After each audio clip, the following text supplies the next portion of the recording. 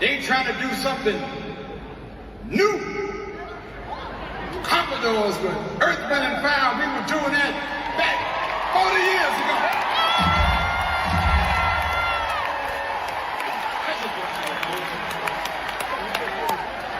The only difference is between then and now, we didn't go to jail. I'm sorry. We're fine Christian men, fine Christian men. Fine Christian men. That's right. See, we didn't have that Instagram and that TikTok and that you go out and tell a lie and then go post it. What the hell was that? Let's do a little see you see me. And us. What it is you really do.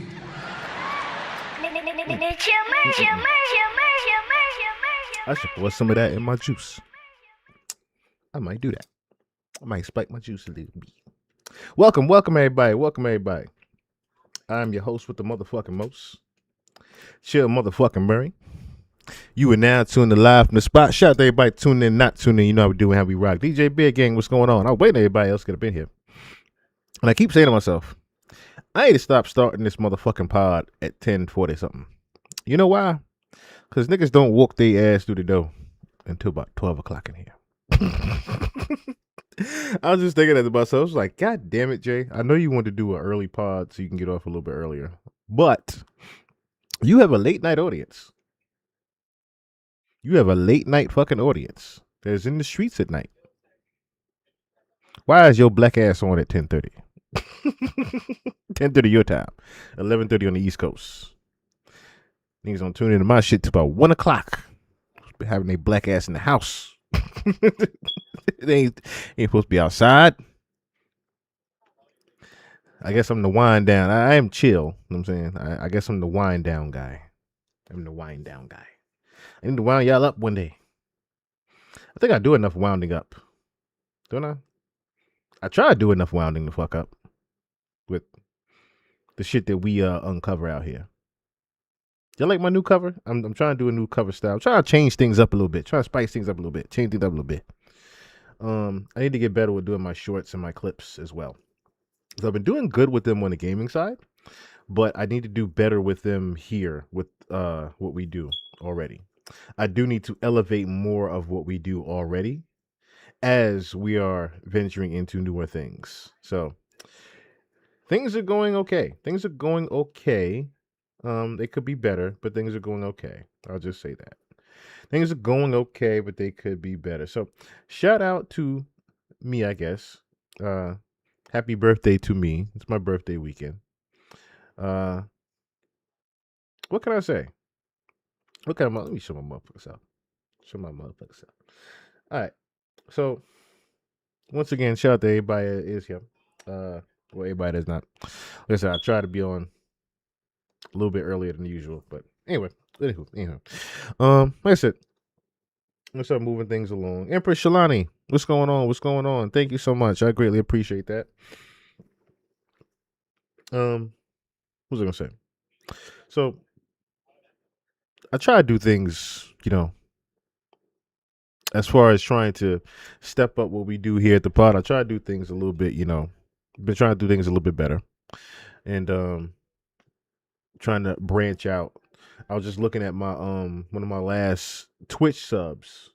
That's another thing too.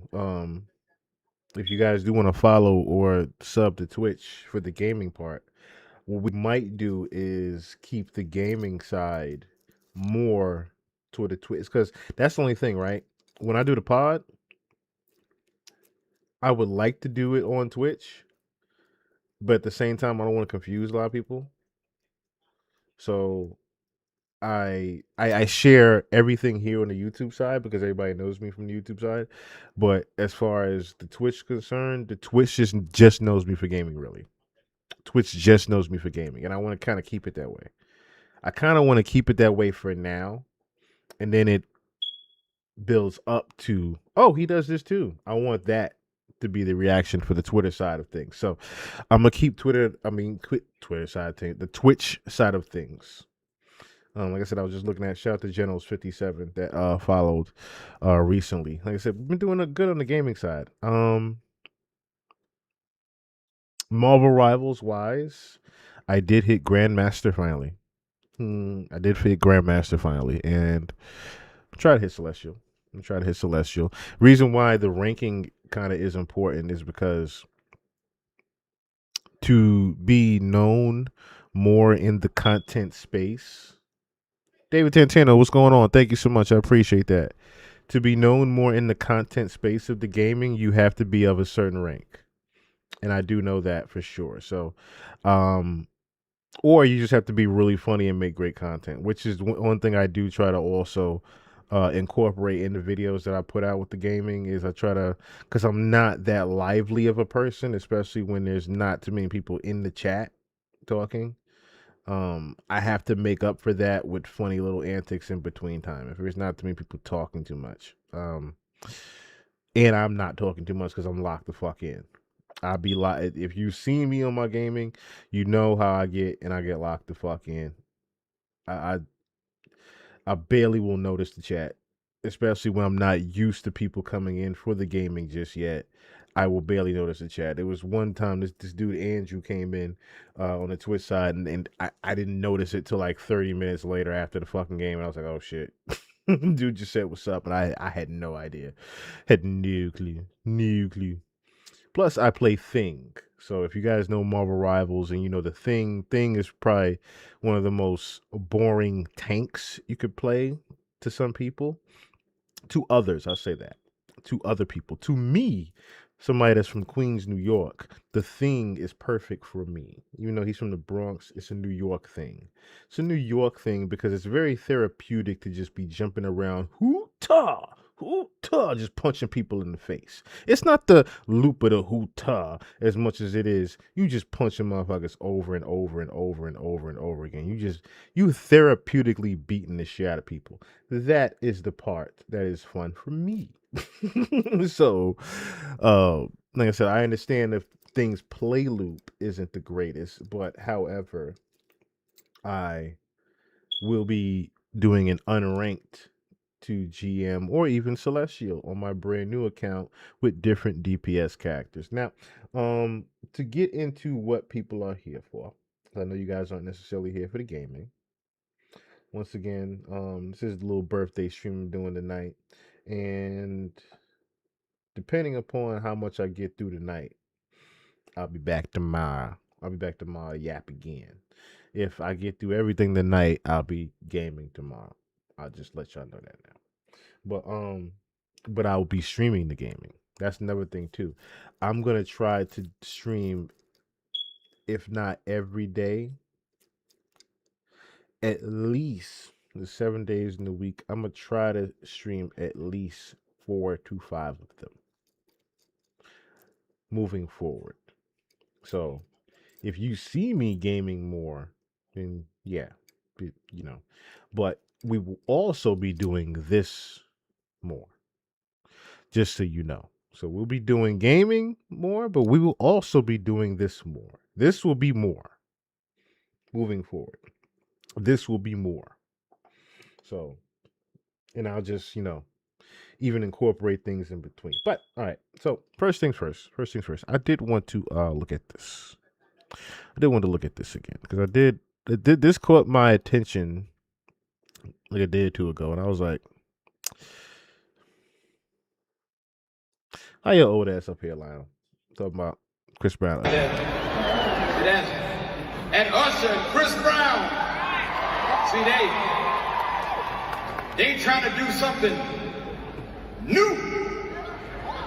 Commodores with Earth, Wind and Fire. We were doing that back 40 years ago.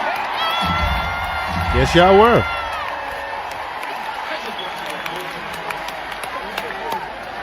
The only difference is between then and now, we didn't go to jail. I'm sorry. No, you're not. Fine Christian man. That's right. See, we didn't have that Instagram and that TikTok and that You go out and tell a lie, then go post it. What the hell was that? Let's do a little see. You see me? He was just trying to be an old man making a joke. That's what I took it as. An old man just making a joke. That's what it was. And then when I tried to look up Lionel Richie's history, I was like, Lionel's never been arrested. Lionel ain't never been arrested. But you can't say the rest. You can't say that for the rest of his regime. You damn sure can't say it about the Commodores. You damn sure can't say it about the. I don't want my caps locks on.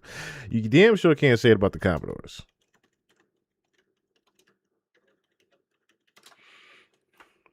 Let me just see real quick. You damn sure can't say. Okay, numbers of legendary funk and so the Commodores were ever listed as a group during their heyday. Okay, so that's why he named the Commodores. That's why he named the Commodores.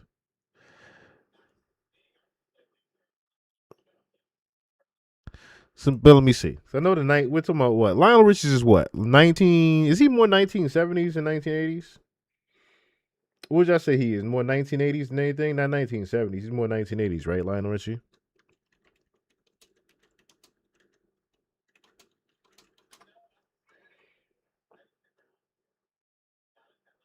$1982. Okay, so he's 80s. He's 80s, right?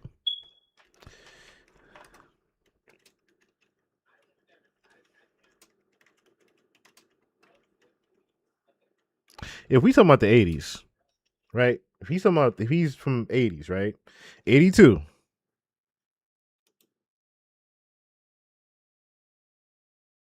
Damn, James and Chico DeBarge. Shit.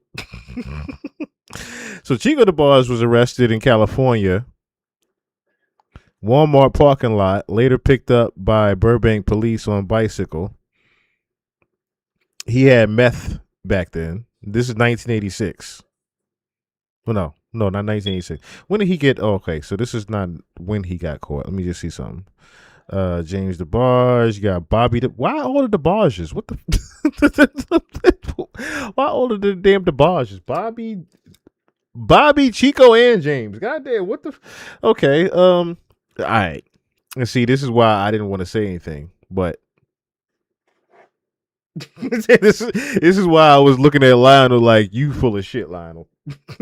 Because that name right there alone, that I didn't even want to look at James Brown, but listen, matter of fact, talking about some my generation didn't get arrested. All right, listen, let me show you somebody from your generation, okay?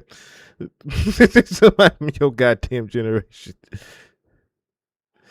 Rick James, okay? We talk about Mr. Rick James. Goddamn son. The insane story of Rick James. All right, let's do that. Let's do that real quick. Let's do that. Why not? It's only 12 minutes. Let's do that.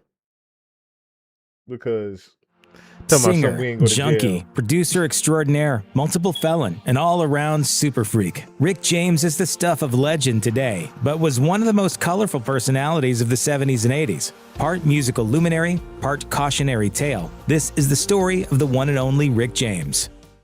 Strange. Born James Ambrose. Actually, no. I got this. Let's just do this.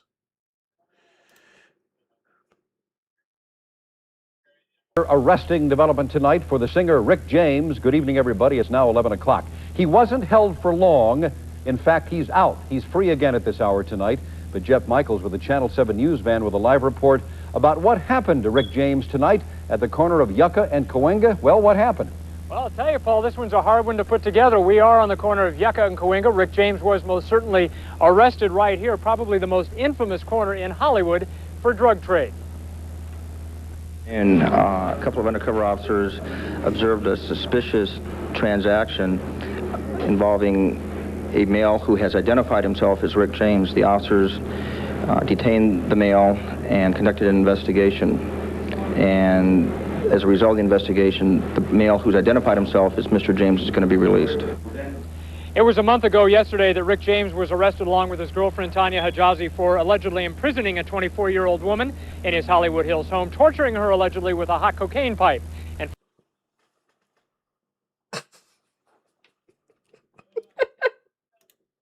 this is why I wanted to listen to it.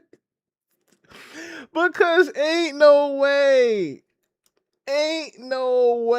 bruh. ain't no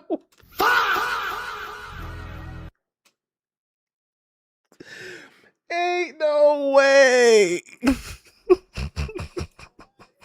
along with his girlfriend Tanya Hijazi for allegedly imprisoning a 24-year-old woman in his Hollywood Hills home, torturing her allegedly with a hot cocaine pipe, and forcing her to commit sexual acts on his girlfriend Tanya Hijazi. Bro was torturing her with the crack pipe and saying, "Eat her pussy."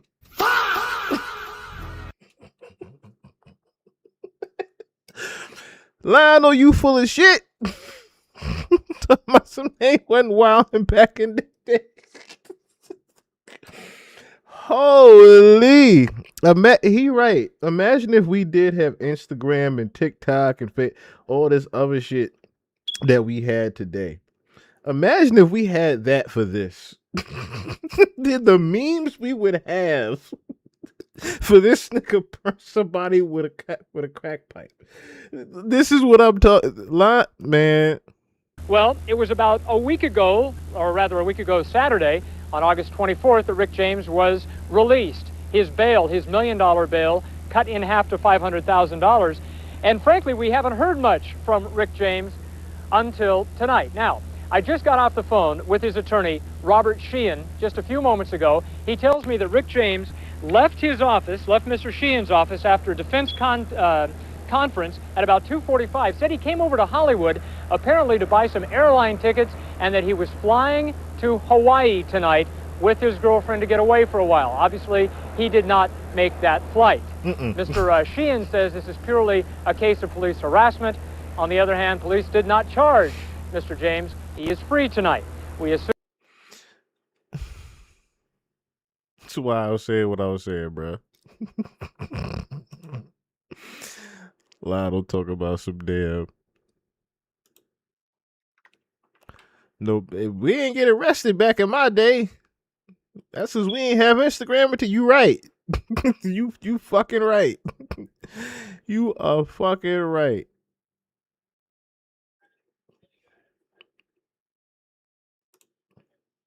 What's this one?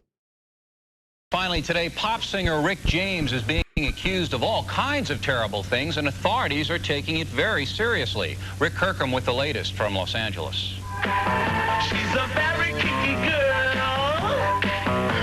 Chump, come down. What's going on? Thank you, my brother. I appreciate that. I'll take a shot with you, brother. I'll take a quick shot with you. Matter of fact, let me throw this in my little drinky drink. Throw some of this in my little drinky drink.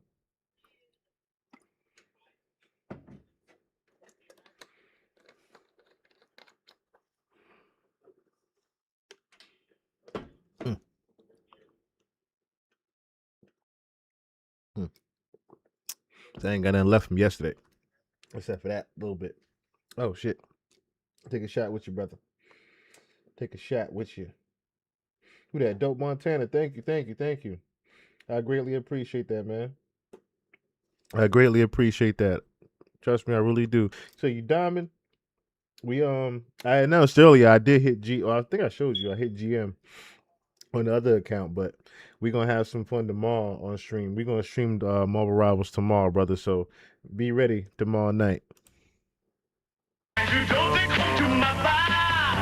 Rick James is considered the king of funk, a Motown writer and producer in the 1960s who eventually took his own music to the top of the charts with hits like his 1981 song, Super Freak. She's a super freak, she's super freaky. Now, see, that's the other thing, right, Lionel? Just because you weren't making the same kind of Christian music that, your other peers were making, and, having certain substances in the studio with them that, you just weren't having in your studio. I'm pretty sure you had your clean studio sessions. The president can come there, take his shoes off and kick his feet up, you know, and be okay with it. You know what I'm saying? Not Bill Clinton, I don't know, Ronald Reagan, maybe who was president back then in the 1980s. You know what I'm saying? Kick your feet up at the studio and be chill. You know what I'm saying? And be all right. Don't got to worry about nothing, seeing nothing crazy, being the tabloids, nothing the next day. Mr. Rick James, however, bit of a different story. His distinctive style is still officially borrowed by such current superstars as MC Hammer. Can't touch this.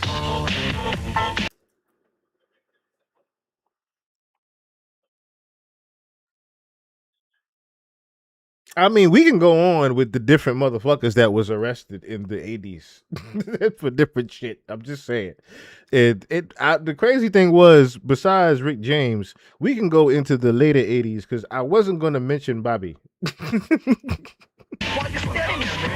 But today, even those who emulate him can't help Rick James out of the jam he's currently facing. James is accused of assault with a deadly weapon, aggravated mayhem, torture, and forcible oral copulation. The singer has been in jail since last Friday, along with his girlfriend, Tanya Ann Hijazi, both arrested 2 weeks after an unidentified woman went to authorities with her story. According to police, the 25-year-old alleged victim claims she met Rick James and his female companion at a party. She says the trio then returned here to James' Hollywood home. It was on the nights of July 16th and 17th that alleged victim claims she became a virtual prisoner here, held at gunpoint, even tied up and tortured, she claims, by being burnt with the hot end of a crack cocaine pipe. Rick James has admitted to a drug problem back in the 1970s, a problem that was hard to kick. I was off into drugs then at that time, seriously, and it was like a time in my life when things were happening real fast, and I didn't quite have a serious grip on, on things. And though he still has his vices, James has publicly acknowledged where his priorities now lie. Do I love sex? Yes, abundantly. Do I love women? Yes, totally. It's the way he said that, though. Do I love sex abundantly? Yes, abundantly. Do I love sex? Yes, abundantly. Do I love women? Yes, totally. Do I love the fact that I have lots of money and and I'm rich and famous, and yes, that's real great. But that means nothing compared to what I'm about in here. From the moment he was arrested, the 43-year-old singer has adamantly denied he or his 21-year-old girlfriend ever assaulted the alleged victim in any way. His attorney says proving the story is false will be the easy part. It's getting James out of jail on bail that's proved frustrating. The king of funk is being held on a king's ransom of $1 million bail. It's a celebrity bail. By celebrity bail, it used to be that if you were a celebrity, you got out on your OR or you got special favors. Now the system, the pendulum has swung, and if you're a celebrity like Rick... And it's crazy how even on the back then right there, like again, goes back to what you just said, Lionel. You better be glad they ain't have Instagram none of that. They would have chewed his ass up for just saying that. Well, back in the day, they used to just get away on their OR, you know. They were a celebrity. They just go home, you know what I mean? They can just do what they wanted. Nowadays, you got to have these celebrity prices for the bail, man. James, you get bashed. The injuries sustained were of sufficient nature to allege great potential infliction of great bodily injury. She apparently is a publicity-seeking, money-hungry litigant. The request for a reduction... I don't see this is the thing. This is like one of them Diddy factors here. I don't see nothing money hungry about somebody being burnt with a crack pipe. I don't see nothing money hungry about that. Sir, you burned me with the crack pipe and forced me to eat someone's pussy. Listen, the money hungry part go out the window when we talking about that factor, okay? In Rick James and Tanya Hijazi's bail was denied, and leaving the courtroom, Hijazi's parents were furious. Folks, do you believe your daughter's guilty? We know she's innocent. She's innocent. The brother of Rick James has flown into Los Angeles from Buffalo, New York. An attorney himself, Roy Johnson, wouldn't say whether he plans to take part in his music star brother's defense. Both defense attorneys in the case have requested a postponement. His brother probably said, bruh, you on your own with this one, Jack. Of the arraignment until this Friday. They say they simply need more time to investigate the claims against Rick James and his companion. That request has been granted. However, the attorney's request for a lowering of both bail amounts has been denied. So it looks like for the next few days, the only music Rick James will be singing are the Jailhouse Blues. See, back then they had to have the little what do you call it, the little punchlines at the end for the news and shit. That's fucked up that they even did that against him. But yeah, Lionel, you full of shit, because your people were definitely going to jail back in the day. Okay, your people were definitely going to jail back in the day, brother. Definitely going to jail back in the day. Oh my gosh, man. Who else? Who else? Besides Rick James, who else could we think about? Who else got arrested in the 1980s? Wasn't it James Brown? Didn't James Brown do some shit back in the 80s? Let me see something. Because I believe James Brown too. How much shit just got stuck over there? I believe James Brown too. Let me see something.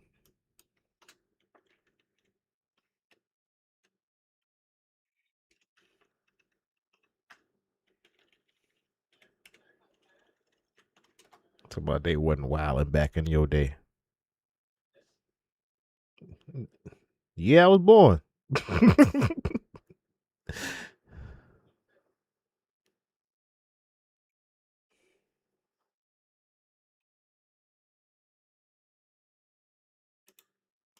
Hold on. Because the thing about James Brown, James Brown was in and out of jail. That's the thing about James Brown. That's some of the OG gangsters right there. OG code. Has been brought to you by. And I was just going down the road. When I saw the roadblock, I said, "Let me leave these. I don't know who these people are, because they weren't even in police cars." Then I got up about 3/4 of a mile, and I pulled over. When another policeman said, "Mr. Brown, would you pull over?" I said, "Yes." His name was Officer Donald Denham. So I pulled over, and he and I was sitting there talking. I had the door closed. I said, "Officer, should I get out on this side?" He said, "No, get out on the passenger side." So I slide over to get out on the passenger side. He and I had sat and talked about 3 or 4 minutes. 4 police comes up, and the first thing the man did, he hit the window. You see the glass here? Hit the window like you're breaking it like a police or Vietnam War veteran, some soldier, I think. I apologize if it's low. You can't hear it. So he's explaining the story of his police pursuit and how the cop pretty much pulled him over. And when he got up to the car, the policeman actually broke the window shield in. And I guess that's what prompted him to actually say, "Hey, y'all trying to do something else. I'm out of here." Into a building. He hit it 3 times with the butt of his gun and kicked it with his foot. And when he did that, I slid back over. Because I couldn't believe what I was seeing. And the other police was just standing there watching it. So then, I say, I don't know what this man going to do next, I said to myself. And he still got me in a maze. I'm astonished. The man shot 8 times at the wheel at the bottom of the truck. And then I said, I was looking for something to ricochet. Nothing ever ricocheted. But then when he reloaded, I tried to crank it, and it cranked up. And that's all I wanted to know. I did it then, I'll do it again. If a man shoot at me 3 or 4 times, and don't kill me, if he try to reload, I'm gone. And that's what I did. Hey. I left to protect my life. Why aren't you disillusioned? The crazy thing is, he's right for that part. He is absolutely right for that part. Like, man then shot in the car and banged on the window trying to shoot me, missed a couple times. Listen, I'm out. I'm out. He said, all I wanted to know was, did the car start up after that? Because I'm gone. I know that's right, James. I know that's right, brother. I know that's right. Shit, let me see. We might as well go to the main Brown, right? Might as well go to the main. How many times though? Shit.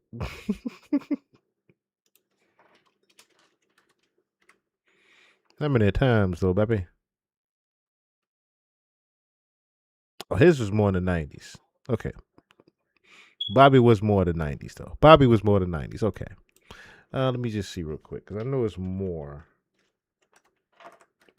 I know it's more besides Rick and James. What happened with Chico?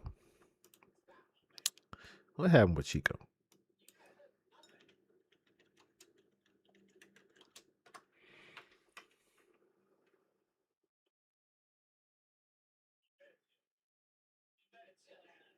No, that was more recent. Chico's was more recent.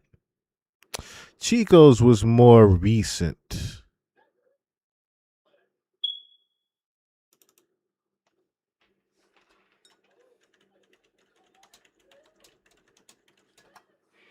Chico's was more recent.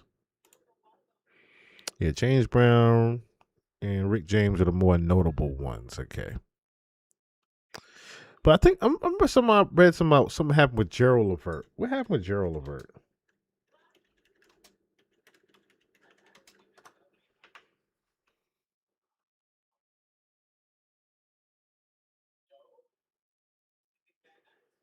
Didn't Gerald Levert get arrested back in the 80s?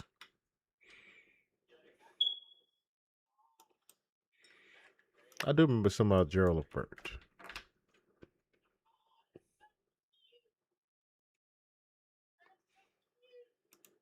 Oh no, his was in 2005. Okay, his was the traffic stop in '05. Okay.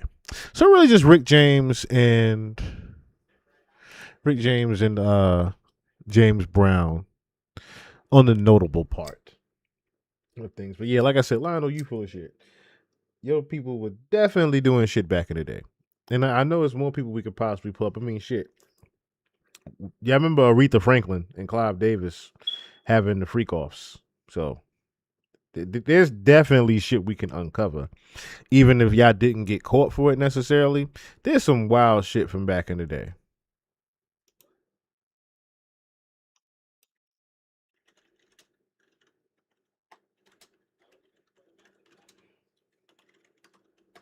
There's probably some shit we could uncover.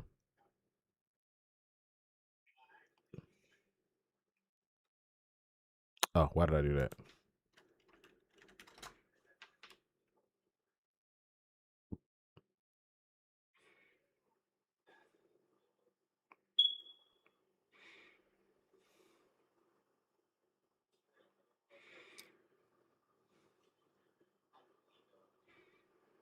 I wanted to see if I could find one more person just creeping through the cracks.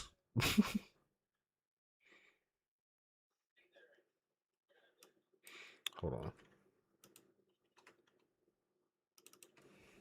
Why not put that?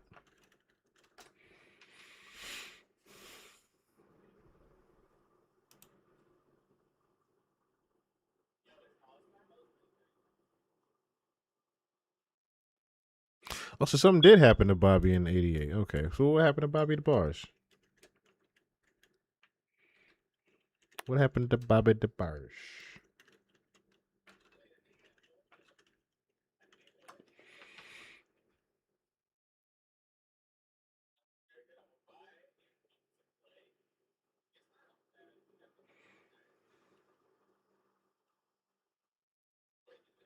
Rest in peace to Bobby DeBarge. What happened to Bobby DeBarge? Okay. Oh, so Bobby had a heavy addiction. Bobby had a heavy addiction back in the day.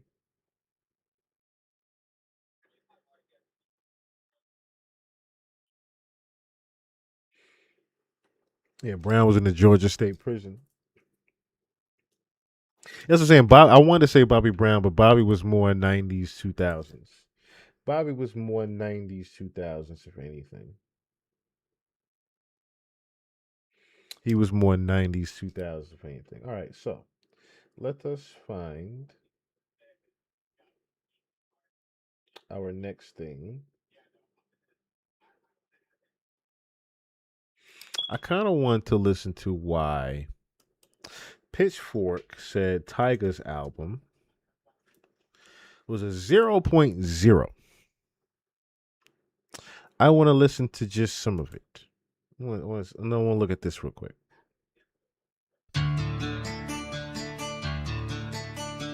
All white rooms, moving fast, moving cold.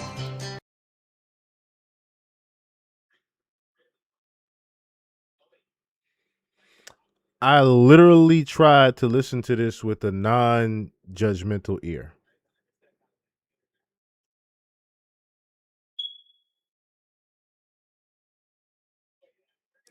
The first, you know how they say the first 30 seconds are the most important part?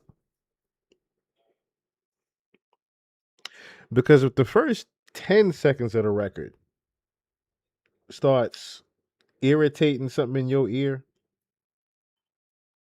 it's already going bad. And if it starts irritating your ear or anything in your nerve system, and you don't say something funny to offset that, lyrically, Tyga, this is the opening song of your album. And it already sounds like shit. The cover looked cheap as fuck.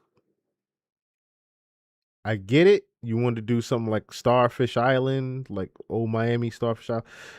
I get that part, even with the Starface or Scarface, you want to say it, Starface, whatever, right? The other part was this is literally you. What had happened was, what's going on? This is literally you copying Tory Lanez. Like, who literally, and I mean literally, just did this same exact moniker of a old 1980s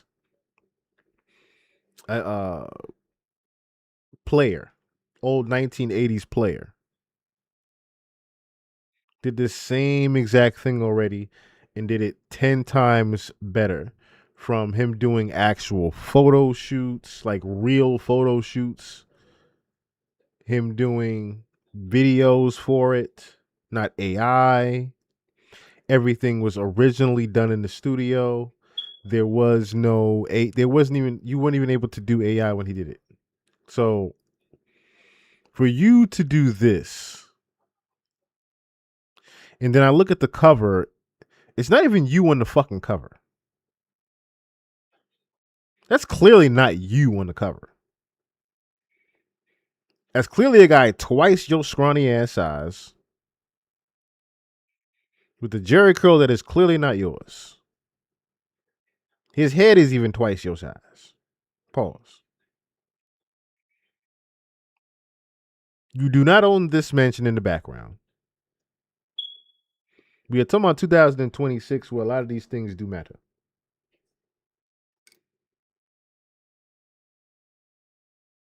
A lot of these things do matter.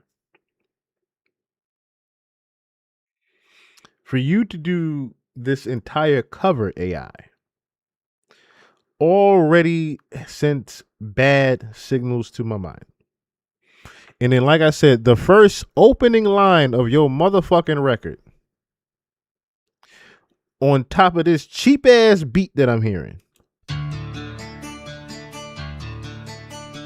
All white rooms, moving fast, moving cold. Mountain peaks of paper and gold, moving fast, moving cold. Ice on my teeth, 100 racks by. Now, this is the other thing. If you're going to use AI, at least prompt it to talk about shit that was actually happening in the 80s. See, the other thing that you didn't realize when you did this record, who the fuck had diamonds in their teeth back in 1980s doing that type of thing? If we talking about some Harlem player shit, if we talking about some, no, we're not talking about the lifestyle. If we talking about Miami gangsters, the Pablo Escobars, which is what you trying to live like, right? Scarface. Scarface ain't have no fucking diamonds in his teeth. This is what I'm talking about. Like, What is this? Like I'm already, I am already like upset at the lyrics because I know what makes me more upset is that Tiger, I know for you to be more talented than this. As someone that used to listen to you, I know for you to be more fucking talented than this. You wrote Lil Wayne's raps. I know you are more talented than this. Ocean breeze, hiding from the summer sun, watching every person run, high tide hitting the shore, locking the double boat door, everything spins in circles, everything feels like a dream, everything looks like purple. Everything looks like purple. Now, the other part of this, right? That's terrible. At least Phoenix flexing when he did his AI. Swiping cards and spending cash. You at least heard some fucking feeling in it. You at least heard something that made you want to bop to it. Why do you call when you're short on cash? Can't sleep through the night. It was things that were, remember what I said about it? It was performative. There's performative lyrics. This shit sound like you reciting it off the goddamn paper. And like I said, it pisses me off because I know you are more talented than this, Tiger. I know you are more talented than this bullshit that I'm hearing. This is disrespectful to your fans. This should be disrespectful to your own fucking ear. All white rooms, moving fast, moving cold. Mountain peaks of paper and go, moving fast, moving cold. I don't even know what he was trying to do there. All right, I need to move on to the next record because that pissed me off. White grains on the black skin of the sea, rolling through the canyon on a mission for the heat. Now here's the other thing. Let me say this right, because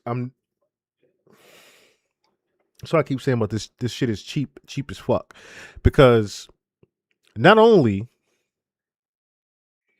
is the whole shit AI, you don't even have. You are too fucking lazy to do animations with this.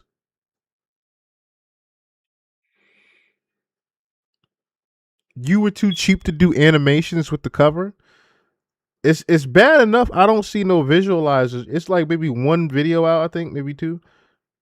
It's bad enough I don't see no promotion or no visualizers. See, the other thing with Tory is that Tory outworked a lot of y'all. That's another reason why Rock Nation did what they did. Tory was outworking people.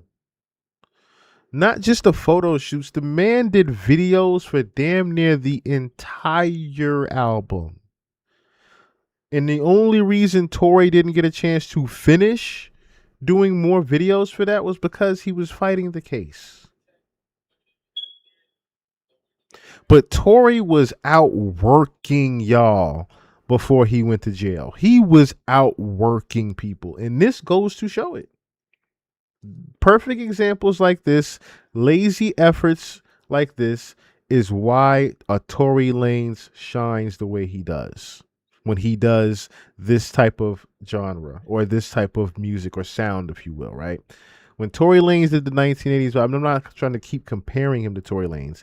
It is the fact that this style of music recently has already been done.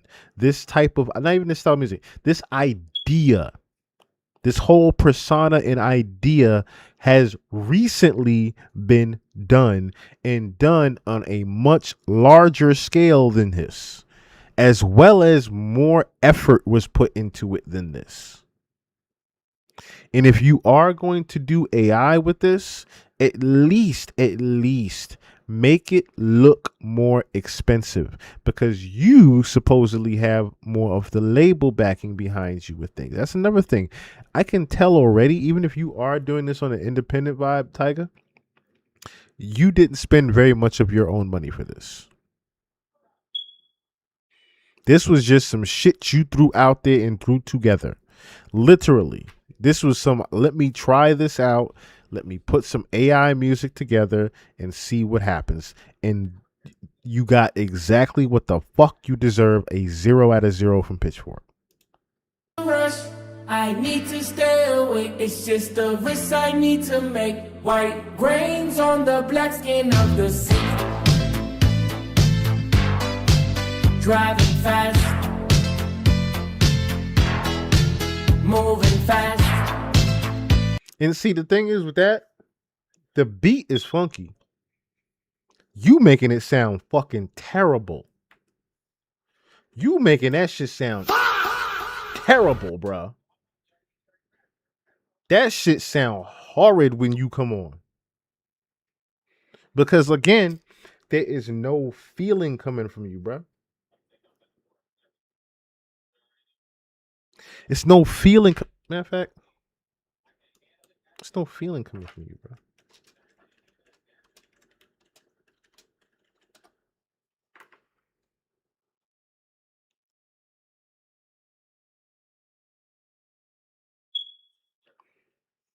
I just want to play my shit real quick.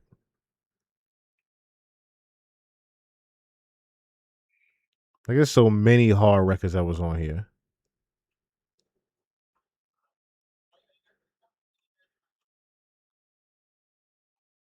I gotta see the name to know. I gotta see the name to know.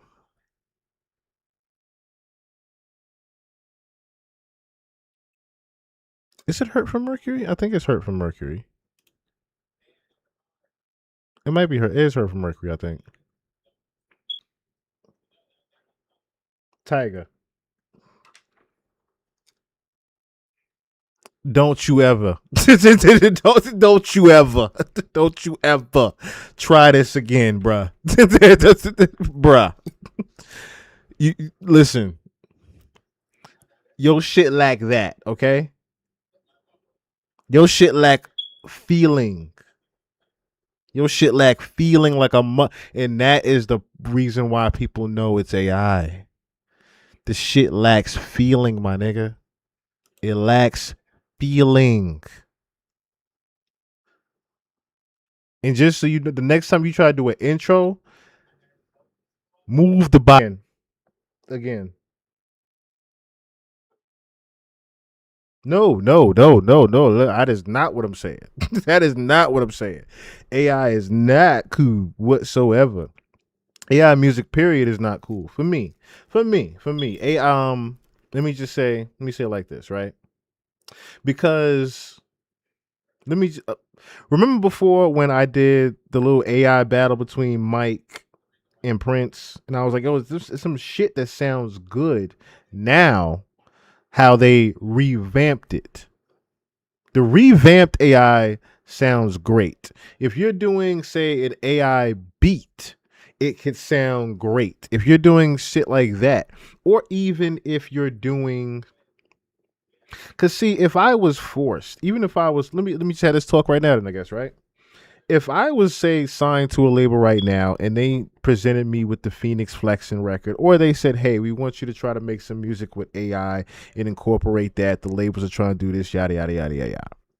Cool. I would go in, and instead of me having AI make the entire record for me, I would produce certain sounds because I also produce music. Okay. I produce my own music. You guys have heard it before. Okay. I would go in, have some sounds that I've come up with already. Say, Sono, come up with some shit off this right here.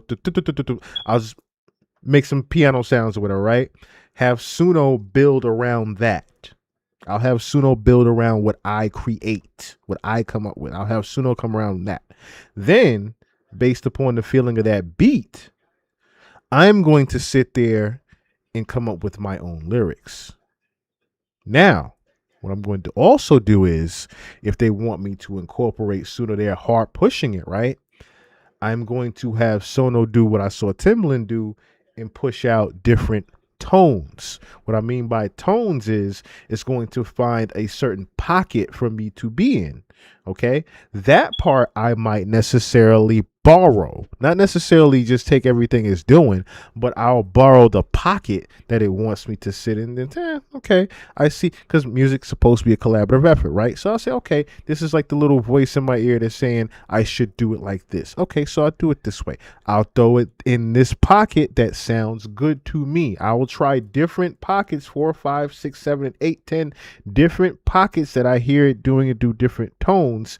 Then I will choose one, and then I will do my own form of lyrics in there based upon what I write.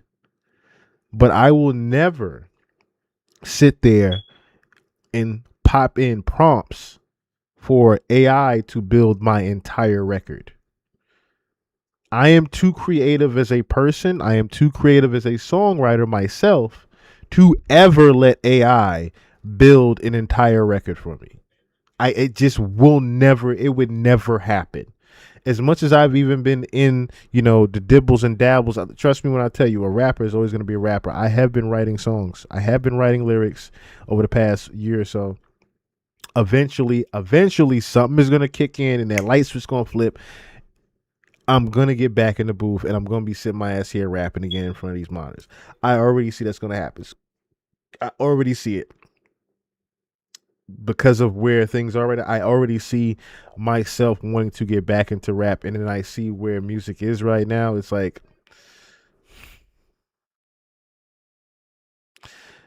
with that being said, like you said, producer. Yeah, that's what I'm saying. It would only be me taking from different vibes that it would push out. It would not be me doing the entire record through AI. And what Tyga did in his, no, I'm talking about there's just no feeling whatsoever. That shit sounded like he literally put prompts in that bitch, made his, because you can have your voice. You've seen now with the AI manipulation, you can put your voice into the shit and it'll pop out sounding like you. That's pretty much what Phoenix Flexen did. He put his voice into the Suno, and Suno was able to manipulate something performative around that. Tyga's lazy ass didn't do none of that. Tyga's lazy ass just said, all right, I want this record to be this. I want this record to be that. I want this record to be this. All bland and shit. There was no spice. There was no seasoning in this bitch whatsoever. Phoenix Flexens at least had some type of fucking seasoning to it. This had nothing. This was just the flour. You put that bitch in the pan. You took it out. You ain't had no Lowry's on that bitch. You ain't had no garlic salt. You ain't had nothing. I mean, the garlic powder, you ain't had nothing on that bitch. Nothing. No paprika, no nothing. Fuck is the paprika, man? Where you had nothing on this bitch. Nothing was on this fucking chicken, bro. What the? I didn't know what the hell to hear with this damn Tyga. I don't even want to drench my ears with it no more. I don't even want to drench my ears with it no more. The funny thing is, when you put this shit in, this unfortunately comes with it.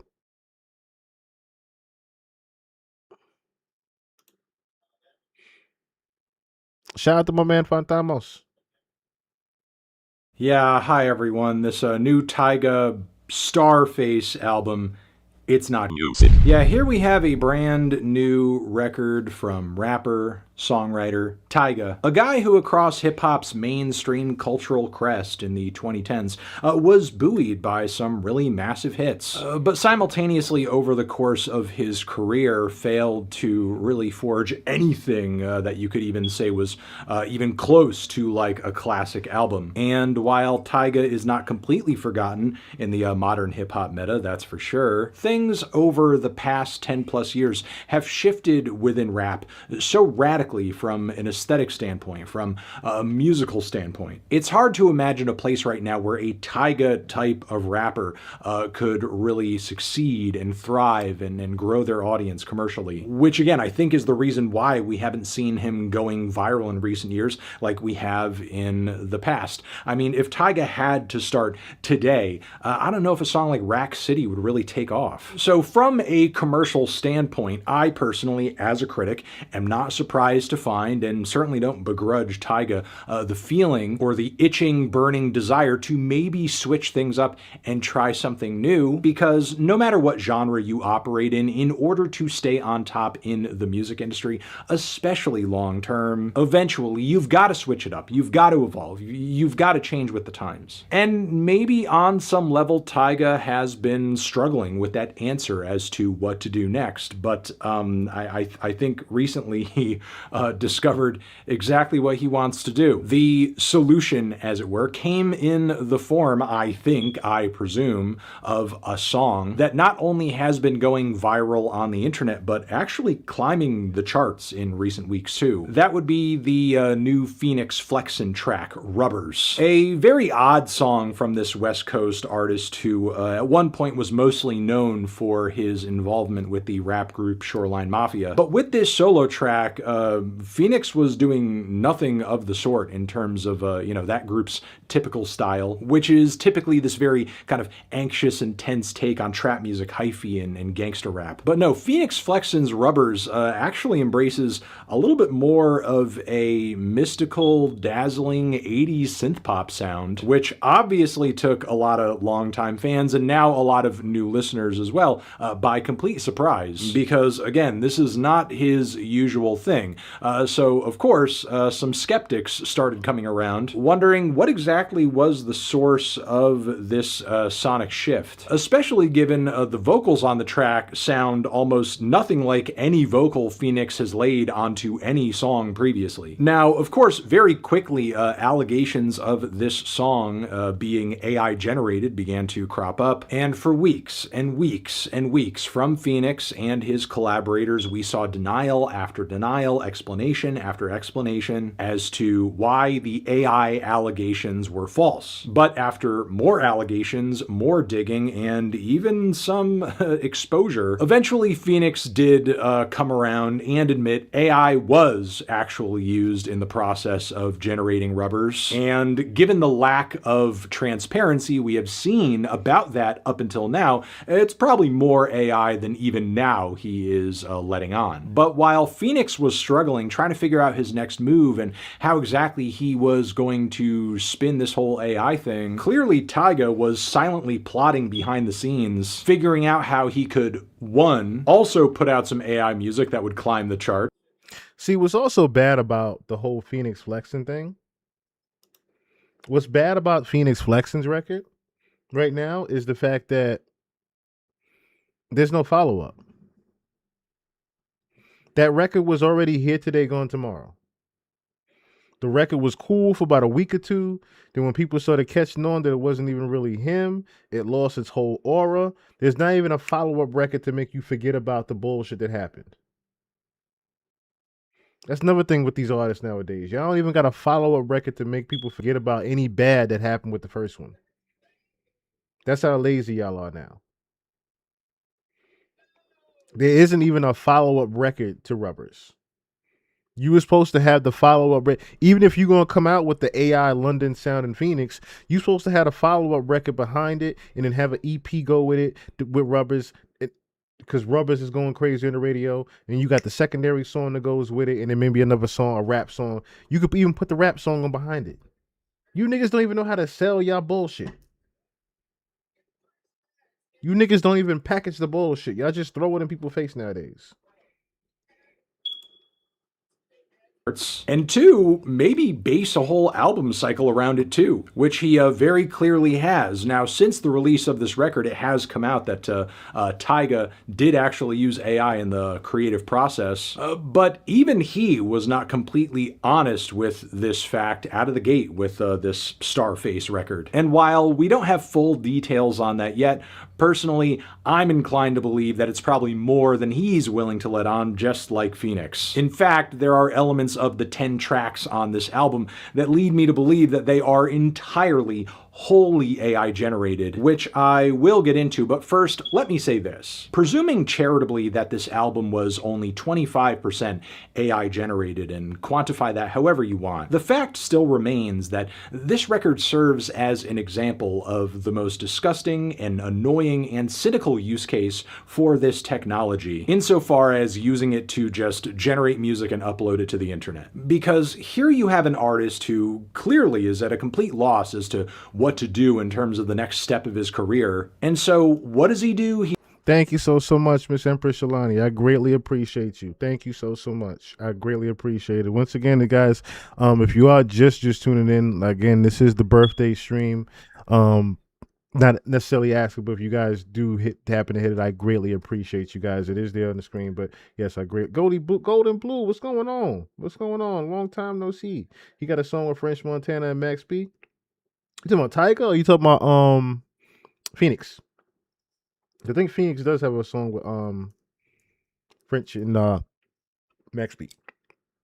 You talking about you are talking about Phoenix, right? Before I look it up real quick. So I'll pull it up real quick. If it's Phoenix, I want to hear it real quick.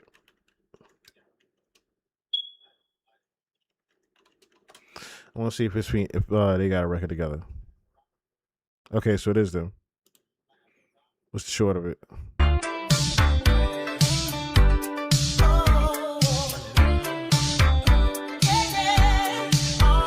was the first to run it up. I was the first to run it up. Geeked up in a big way. Checking all these bank rolls for the payday. Stashed $1 million in the wall. Thought that you would catch me if I fall. Now the paper's stacking high, but I see the envy in your eye. Stacking it. Stacking up. Need money stacked so high, I need a bad bitch, extra fly, no extra mile. From the mud, gotta touch the sky, gotta walk before you learn to fly, getting extra high. Drop top in my necklace gold, got platinum, diamond and gold, bitch I'm hot as a stove. 600 I slide to the show, got bad bitches calling us bros, but we fucking them hoes. You know what the crazy thing is? Thank you so much for that. What happened was, thank you so much. New Eyes, what's going on? What's going on? Love to see you here. Love to see you here. Thank you so much for being here as well. But see, the thing is, why didn't Phoenix come up with this? I could already tell who came up with this. The nigga rapping. Because French Montana is a creative nigga. I could already tell French came up with this. From the hook to everything, the beat. French presented this. French got a beat in the studio, said, I'm going to call up Phoenix and put him on this shit. Phoenix couldn't have thought about this shit. This is my point exactly. Thank you for bringing this song up. This is my fucking point exactly. French Montana was so creative as a person. French Montana was so creative as a rapper. He decided to say, you know what, Phoenix? You have a unique sound right now that's, that's moving through my New York City streets. We're going to elevate on that. We're going to elevate on that. We're going to make a record, you know what I'm saying, that's similar to what you got going on right now. We're going to make something for me. We're going to make something for me and Max in the meantime. Isn't that shit funky? You know why? Because it's a real goddamn song. I can tell this is a real song because it's using Phoenix's real fucking voice.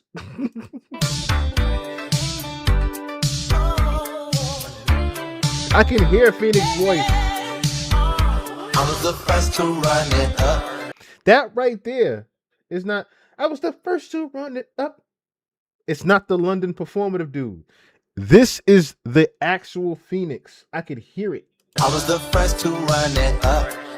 Geeked up in a big way. Checking all these bank rolls for the payday. Stashed $1 million in the wall. Thought that you would catch me if I fall. None of this. That's what I'm saying. I guarantee you it's real footage of them in the studio. But that's the thing. I can tell this was not AI generated because I can hear it in Phoenix's voice. I can literally hear it in Phoenix's voice that this was not AI generated. And I can tell right here, French thought of that hook. Now the paper stacking hot, but I see the envy in your heart. Stacking it. See what I'm saying? Even that little stacking it, I could already tell. I can already tell. But see, that's what I'm saying.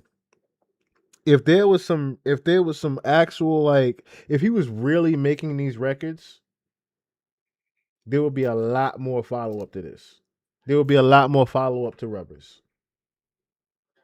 But we just ain't seeing it yet. We just ain't seeing it. He just looks at the charts and picks the one thing that stands out in terms of a new direction or trend or sound that's grabbing some people's ears, and then heads to what is essentially a musical Xerox and just pumps out 10 random, low-grade, low-effort songs and just plops it onto streaming. Like, literally the act of treating music purely like a commodity, purely like a product, a commercial product, like a consumable, flavorless, industrial goop that you just package and put on the store shelf for a super cheap price so as many people buy it as possible. This album is the reduction of the artistic, of the creative process simply down to that. It's a simple, cliche formula followed by a machine, and then has Tyga's name slapped on top of it, except not really, because in order to justify this genre shift, Tyga came up with this whole different persona, this Starface persona, not only in order to sell people on this musical change here, but also, I think, to give himself personally a bit of a degree of separation, because really, truly, how much of him is actually going into this project? Let's get into the sound and direction of this album, though. Look, this is essentially the record that you would be handed if you went into any generative music platform and typed in the term 80s with a bunch of other tags and just repeated that process over and over and over and over. Because as somebody who actually loves and is passionate about a lot of 80s music, there's no real one direction or sound or style or influence that is kind of like a continuous thread through all of these songs. This is a record that would only feel consistent and would only feel thematic to you if you were looking at the 80s from a bird's eye view, maybe even from a lack of experience, like you didn't live through any segment of 80s music at all. So to you, yeah, maybe at a distance, contemporary R&B and synth funk and synth pop and new jack swing and new wave and freestyle, maybe all of these genres sound the same to you, because again, these were all sounds and styles that were prevalent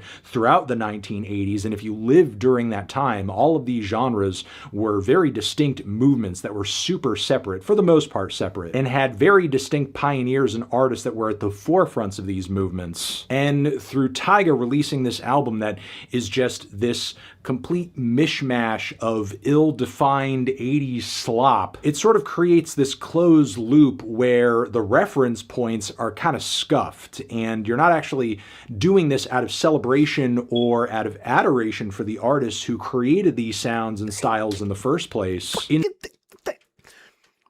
Thank you, Fantom. That's what the fuck I'm talking about. You're not even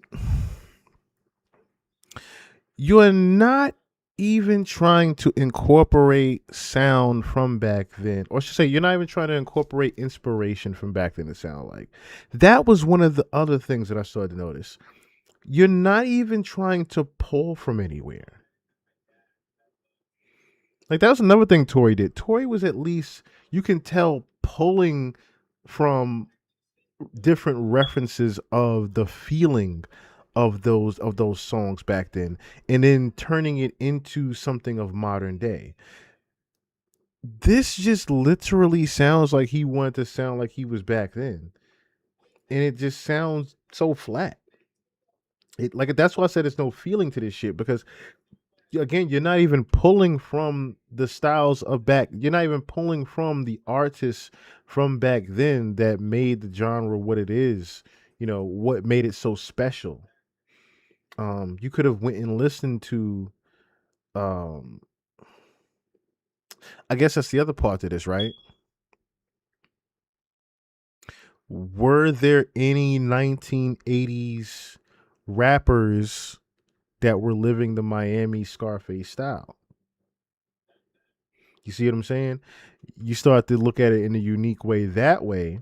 But if that's the case, you're supposed to be at least more creative on that and have more detail, being that that's something that has never been done before. Not never been done before. How can I say this? That story, if you're trying to tell a different story than what Tory did, or you're trying to tell your own little story of Scarface or Starface, whoever this is, I need to hear the story of Starface. I'm not even hearing the story of Starface. I'm not intrigued to hear who the fuck this is or know who he is. It's nothing. It's no feeling whatsoever from it. Instead, what you end up getting is a series of tracks that have no consistency, no vision, no direction, Nothing. and just sound like watered-down versions of the most popular, most accessible things that sort of represent that era musically. So you have songs on this thing that sound like a much worse version of like a Prince hit or two. Almost like you took Steve Lacy and at gunpoint forced him to record 3, 4, 5 Prince ripoffs in the studio. You've got tracks on this thing where the synths and bass lines feel like a blatant Rick James ripoff. And if you're at all familiar with 80s hits, or especially like novelty 80s hits, you know how weird and corny anomalies like Eddie Murphy's Party All the Time are. And yet so much of the material on this album feels like an even weaker version of that. Not to mention on at least several songs here. Hold on. You gonna put some respect on that. You gonna put some respect on that, okay? Because, correct me if I'm wrong, I know Stevie worked on that record, but was it Mike that wrote that? It was either Mike or Stevie that wrote Party All the Time.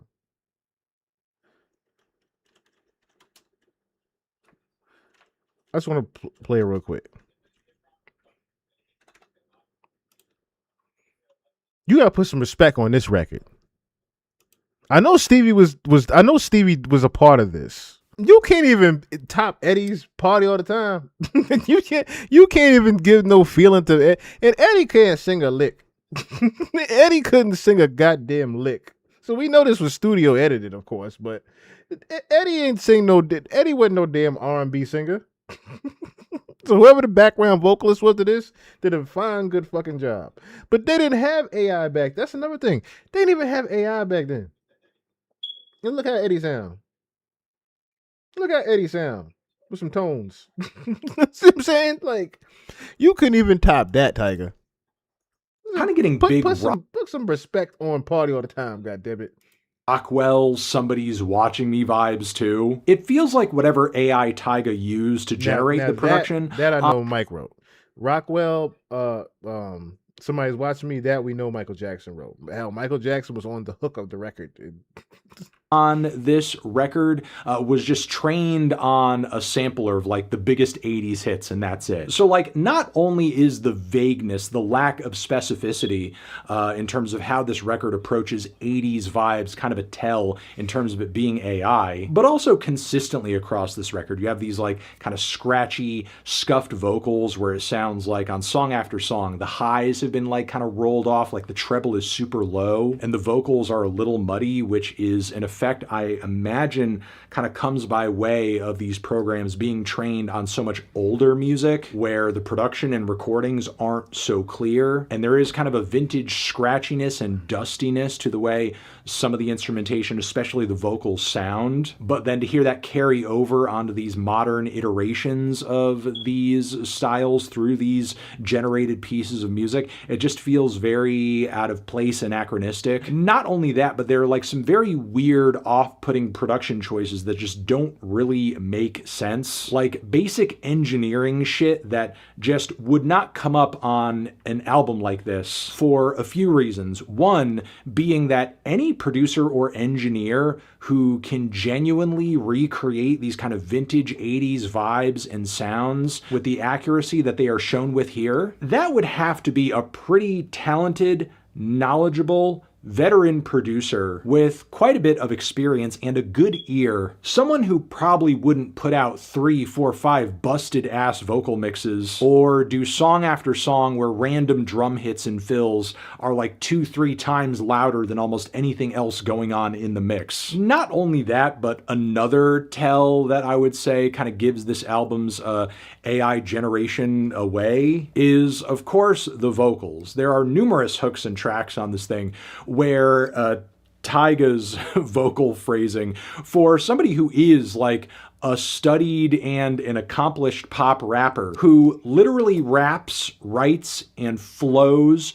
purely for catchiness and accessibility, is putting out vocal line after vocal line on this record that is just painfully awkward. Like leaning into certain syllables or leaving certain gaps in a line unfilled rhythmically in a way that I feel like an accomplished, successful pop rapper just wouldn't, or even a singer who saw any level of commercial success. Like his phrasing and the way that many of his words have this sort of staccato feel, like they're a little cut off, just feels very, I mean, for lack of a better term, robotic. It just feels like a robot version of Tyga singing and talk singing on most of these tracks, all of these tracks. Then the other thing is just how mind-numbingly repetitive lyrically a lot of these songs are, and it does not come off like, you know, a genuine human infatuation. More like, again, a robot that has been given very few shreds of information to go off of, which is why there are so many moments that are making reference to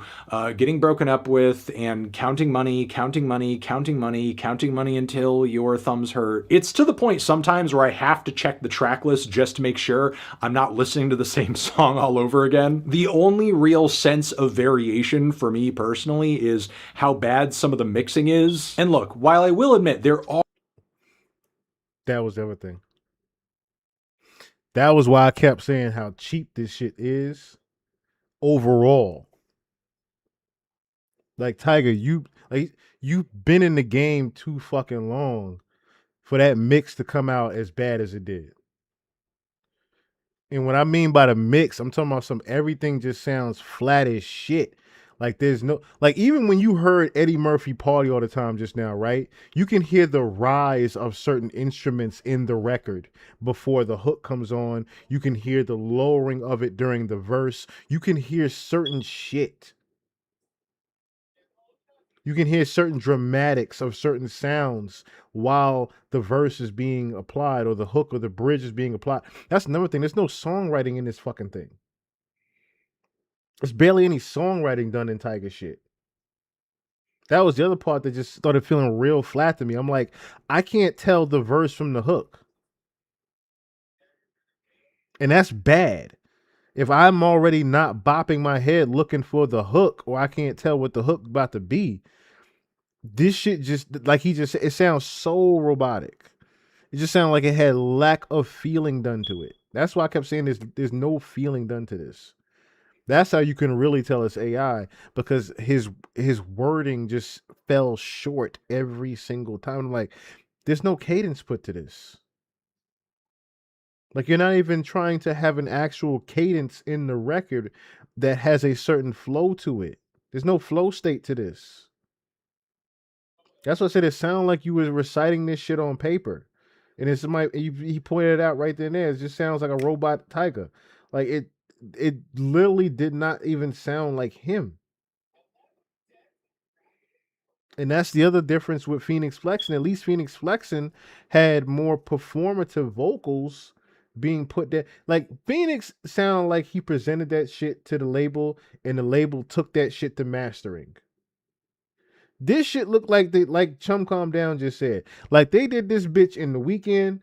They put a cover on this bitch and put it out. That's literally what they did. They sat there, got high in the studio for a weekend with some AI sounds, with Scarface on the TV screen, and put this shit out Monday. That's literally what they did.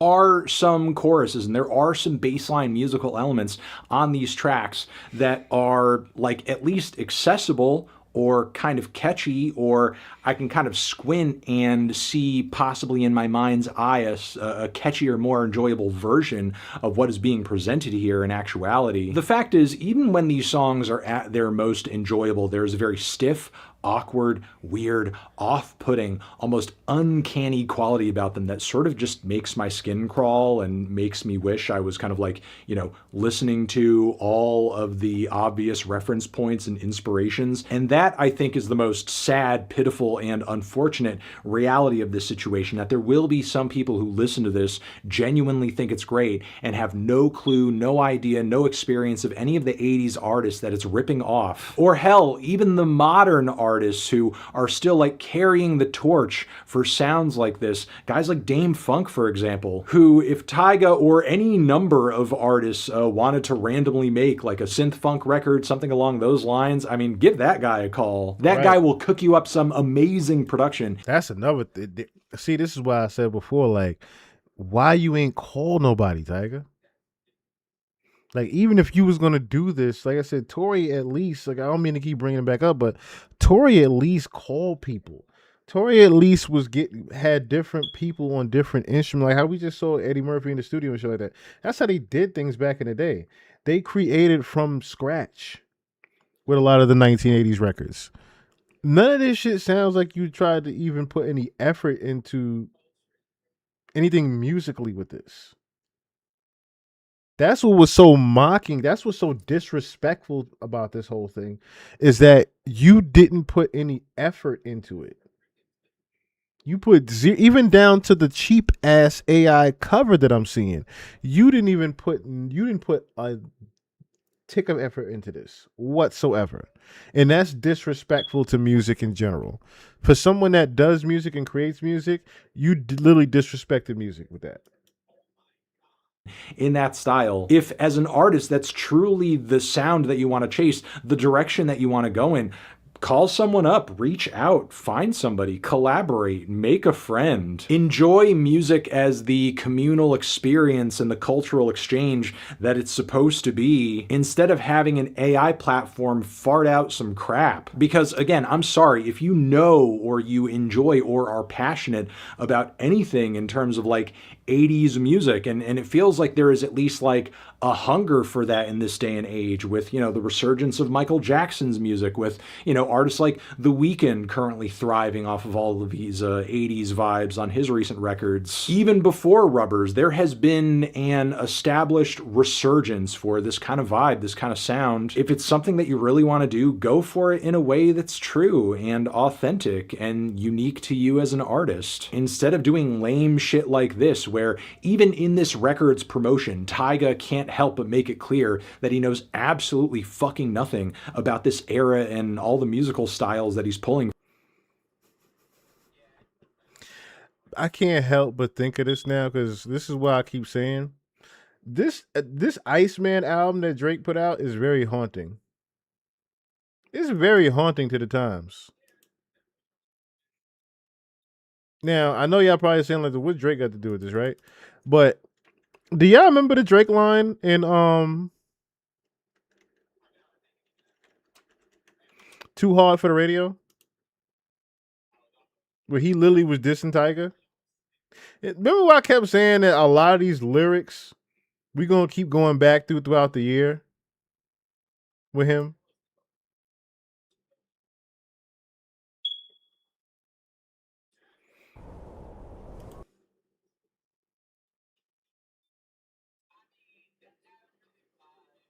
Boys need to worry about a jury in your life right there, yeah. Kept it on the left, yeah. You should try and get back to that. This new shit, you could have kept it on the left.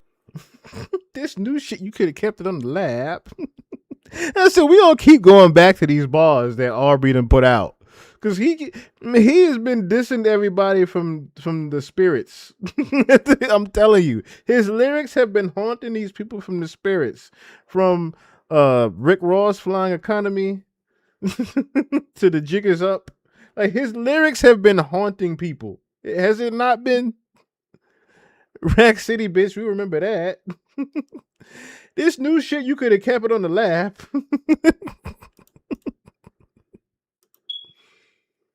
From, because again, to sort of bring it back to the Starface persona, like it's clearly built off of Scarface, because for Tyga, his personal reference point for these genres of music has more to do with like an old gangster movie than it does the music scenes from decades ago that they actually fucking came out of. Tyga wants people to draw the same sort of cultural connections to these sounds that he does. It has nothing to do with, you know, New York, it has nothing to do with California, it has nothing to do with Minneapolis, and has everything to do with, like, you know, dudes who were wearing fancy suits and doing cocaine in Miami in the 80s. Fuck you. So again, to close this video out, I just want to repeat, what grosses me out most about this record is that it's just very lazy, it's very cynical, it's very opportunistic, and it highlights to us the exact kind of artist who is going to thrive most due to this technology. A boring, uncreative hack with no inspiration, no work ethic, no passion, no drive, no ideas of his own, who would rather just use a machine to steal ideas from other artists instead of daring to find a way to genuinely express himself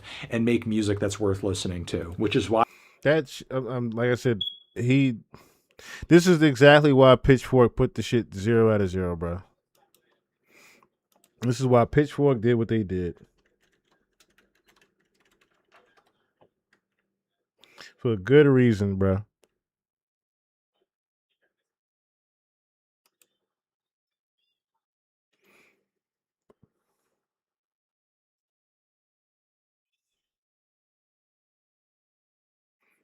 Not Tyler. What the hell?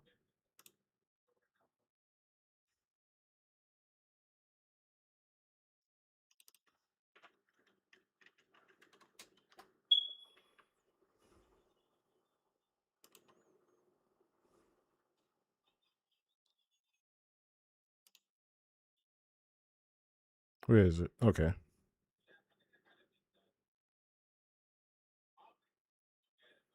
No score yet. Be the first to add one. Okay. 0 out of 0 is still crazy, though.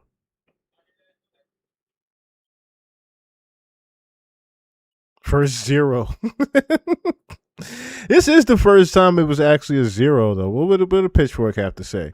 So the rapper's slot pop concept album is smug and complacent and depressing. Its very existence has made the world a worse place. Yikes, Pitchfork. In the late 2000s, Lil Wayne's was the biggest rapper in the world, but for a guy as creative and groundbreaking as Wayne, being boxed in by antiquated notions like genre was stultifying. He wasn't just a rapper, he was a rock star.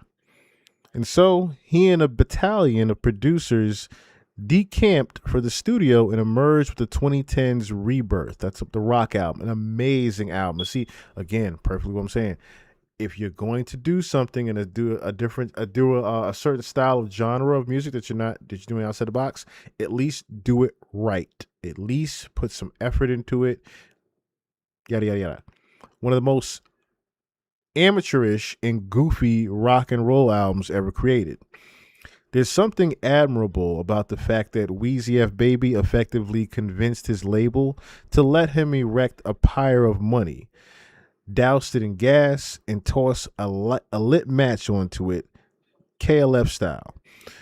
The record stands today as a work of accidental outsider art, something so strange and boring that it could have only been made by a genius. Tyga is not the biggest rapper in the world, but earlier this year he revealed himself to be a man with a dream not dissimilar to Lil Wayne's, to completely reinvent himself and his music. The vision was to create an entirely new character separate from Tyga. The rapper, known primarily for the party songs he recorded in the early 2010s while serving Young Money's Fourth Banana. It's funny he put him that way. In a world for that character to embody for a whole ass album cycle. This would be a concept album that dared to ask, what is Scarface, as played by Al Pacino, was not a drug dealer but a pop star, and also Tyga. It was probably not part of the plan for Starface, the resulting slot pop record created by Tyga under the name Starface, to immediately draw. I can't with this damn thing. Keep saying unresponsive. I don't know why it says unresponsive. I'm looking at it. Fuck. Because of the stupid ads that's on it. I hate Pitchfork. All right, I'm gonna do this. Give me 1 second. I'm gonna do this.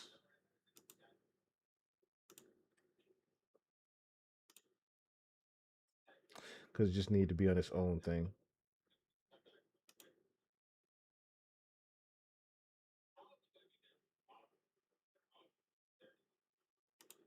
It just need to be on its own thing. That's all. Anyway, all right, motherfucker. All right. I'm skimming through it. Now I'm skimming through it because it won't let me. It won't let me. Pitchfork, your bullshit ass website. All right, anyway.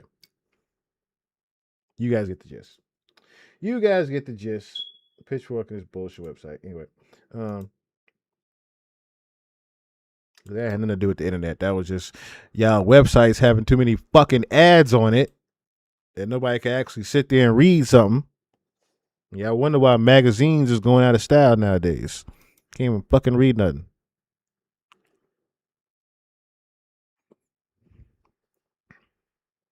Goddamn page unresponsive.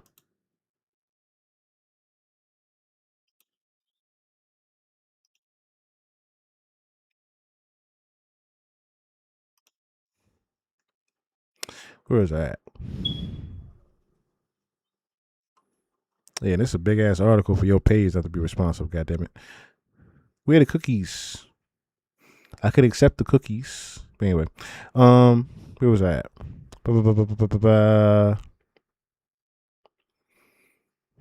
Okay, so to immediately draw derisive accusations of blatant AI usage upon the public learning of its very existence. But hey, it's the most publicity Tyga's gotten in a decade, which is very true. While I shudder to think what Rebirth would have sounded like in the age of prompt-based pop, I can all but guarantee you it would be better than its piece of shit. It'd be better than this piece of shit. If you want to get a sense of what Starface actually sounds like, I suggest going to the free-to-use music AI music generator Treblo. Wow. Allegedly the one that Phoenix Flexen used. Oh, so that's the actual name of it, Treblo. Used to create his hit single Rubbers and typing in the following tags: Tyga, 1980s synth pop, new wave 80s pop. Tyga. He put the prompts there. You have to type Tyga a bunch of times to make the model realize you want Tyga's vocals. Do not, under any circumstances, try to add Phoenix Flex and tag to get your AI Tyga to sing, because it'll just spit out Phoenix Flex and vocals. I'm not saying the record is AI generated. All I'm saying is that I was personally able to generate a song that sounded exactly like Starface, assuming it had included a song about a critic trying to write a review of Tyga album. Initially, Tyga implied this album was 100% human made, even down to the mixing. We used a lot of the old hardware, he told People, citing the very specific examples of delays, harmonizers. Everything that we used was stuff that they used in the 80s. Bullshit. But then a week later, when asked by Vibed if he used AI on the record, he pulled an about face and said, for sure. He defended himself by claiming that the public's negative attitude toward AI tools is similar to how people felt about early auto-tune use, that there's nothing wrong with using technology as a tool. And besides, even if he got some musical elements from the record from AI, that the writing all the vocals are all me. Bullshit. or for good measure, he added in, why are people over explaining how they make shit good? Well, you didn't make shit good about it. That's part. Phoenix Flexen too initially claimed that Rubbers was all natural before clarifying that certain AI-ish elements were used on the track, ultimately getting exposed by a guy on Instagram Reels, so you'll be excused for sniffing some bullshit and Tiger's backpedaling. There are tells littered throughout the track. Powdered Dreams, for one. The thing sounds a lot like Rubbers, from the mid-tempo funky boops of the instrumental, of the fact that it finds Tiger singing in a Fox British accent. In the chorus, they quote, or he sings without any signs of human breath, no inhales or exhales at all. There's the same air of maudlin extravagance, punctuated by flashes of detail. Bankrolls on the table. Bankrolls on the table. I bet you his shit sound flat as hell. Ice in the glass, cash in the tray, respectively. Throughout the lyrics of both tracks, it may be a coincidence, but the lyrics also reference the shoreline, which is the kind of thing a generative music tool might spit out if you're citing Phoenix Flexing, who, just to be crystalline clear, is a member of Shoreline Mafia in the prompt. Even if it's less suspect, there's just something about Starface that places the listener in their own personal Cronenberg film, while Tyga has claimed the album was inspired by Prince, Michael Jackson, and even Tom Petty. I'm about to start reading this article right now for the simple fact that you have disrespected a lot of people by saying that you took the influences of Michael Jackson and Prince. Just right there. Right there alone. That's a long-ass article. But yeah, that alone pisses me off to read. It pisses me off to read that you even dared to take this influence. All right, so I know it's getting a little bit late, so let me get into something else real quick. Came across this. Is a life-size dummy of Jay-Z being made. Except, it's not for a museum. It was to be hung in front of a crowd. December the 4th, 2001. As Jay-Z leaves out to celebrate turning 32, shots ring out all of a sudden. Nas had picked Jay's birthday to respond to being dissed at Summer Jam. Ironically, a beat that Jay-Z had turned down was being used against him. Fast forward to June of 2002. It was Nas's turn to headline Summer Jam, and his opportunity to execute the planned lynching of Jay-Z. Have a word of the stunt go back to Hot 97. So, back in the day, some of y'all remember this, some of y'all don't. They had planned to make a dummy doll of Jay-Z and hang it from the Summer Jam stage. Now, of course, they didn't want to have the lynching of a black man on their stage, so they told Nas they couldn't do it. How Nas was able to depict Jesus in his videos for Hate Me Now. Hey, we're talking about Nas here. He quashed his plans, leading ultimately to Nas refusing to perform, and subsequently visiting Hot 97's rival station, Power 105. And now you got this station over there crying because he lost. But I guess the real question is, and that was everything too. You could easily tell that Hot 97 was picking sides with Jay-Z over Nas after a while. You could definitely tell that was happening. You can definitely tell that shit was happening. Let me see real quick. I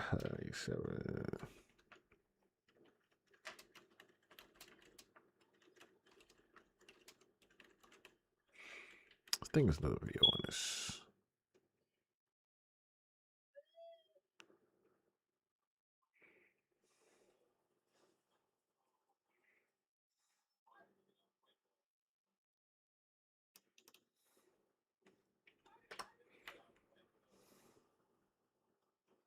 That's what they got as the video of that.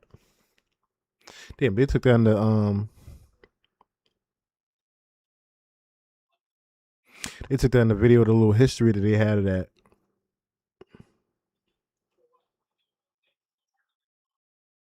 Yeah, okay. I did want to get into something I did have on the actual list. Matter of fact, let me just go to my history real quick because I did have it. Go to my history real quick.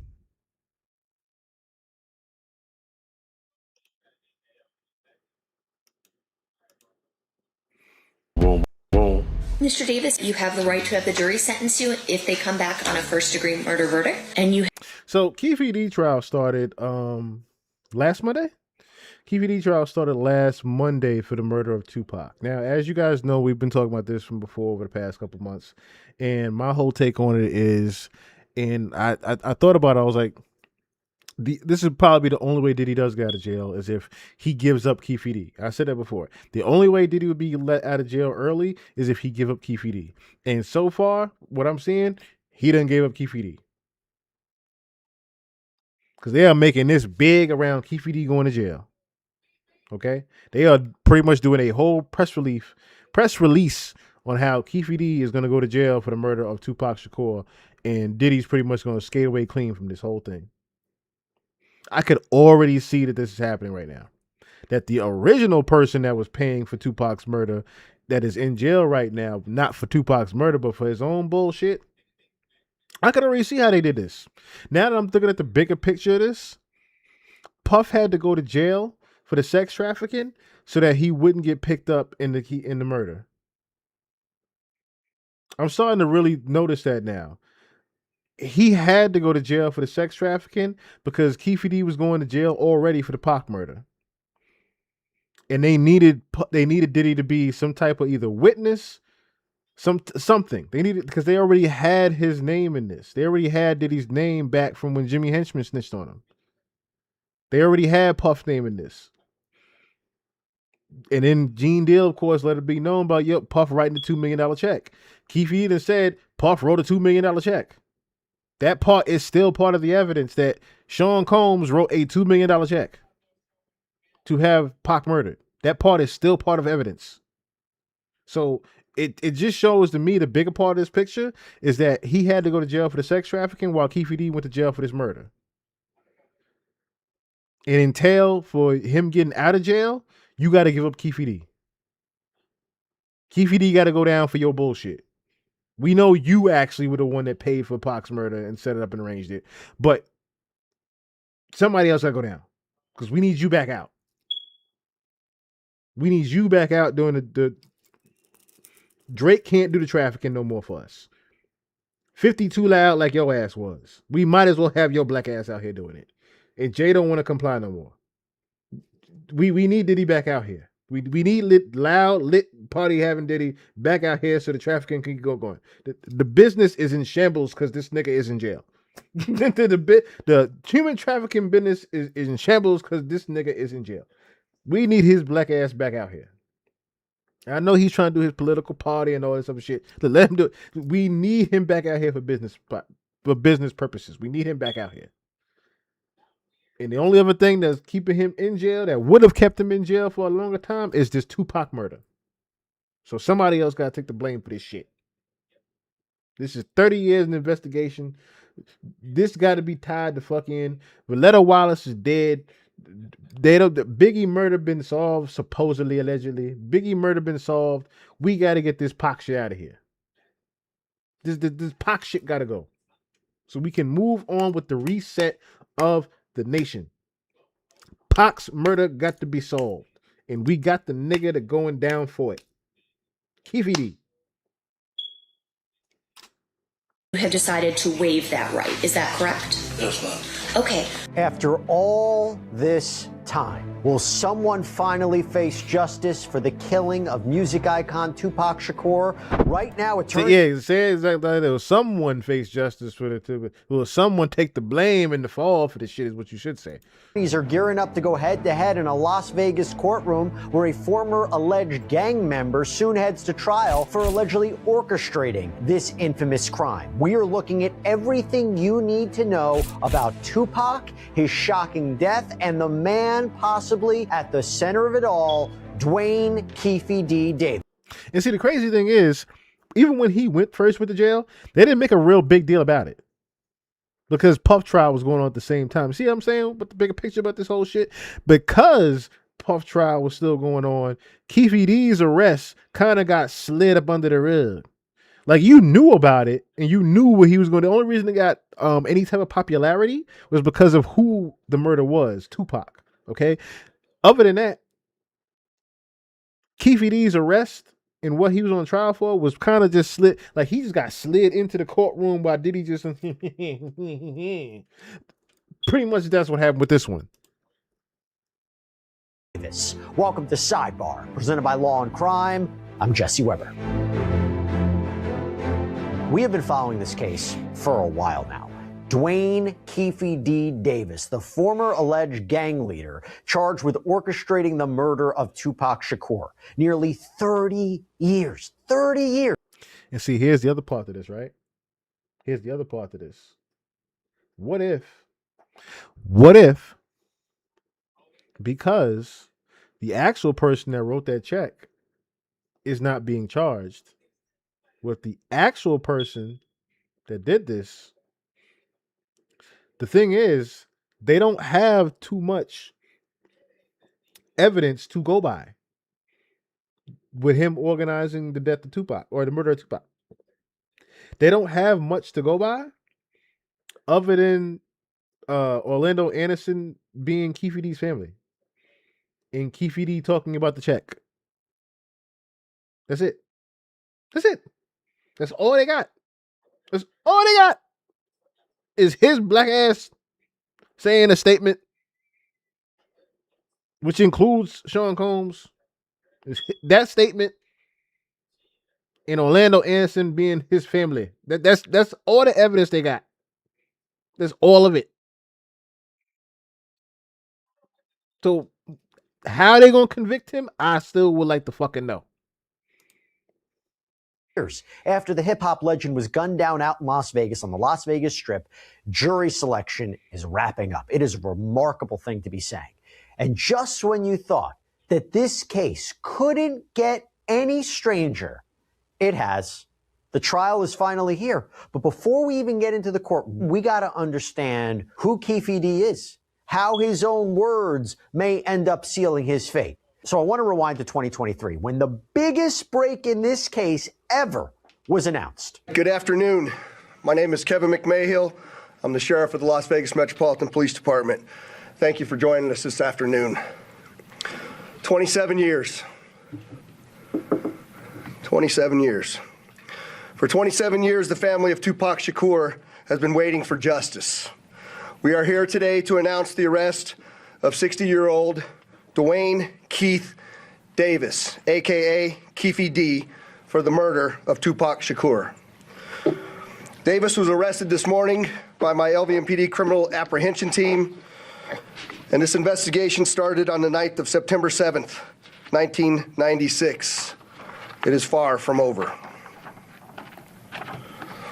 It has taken countless hours, really decades, of work by the men and women of our homicide section to get to where we are today. This was shocking. As somebody who remembers when Tupac was gunned down, yeah, I was little, but I remember it. It was a big event.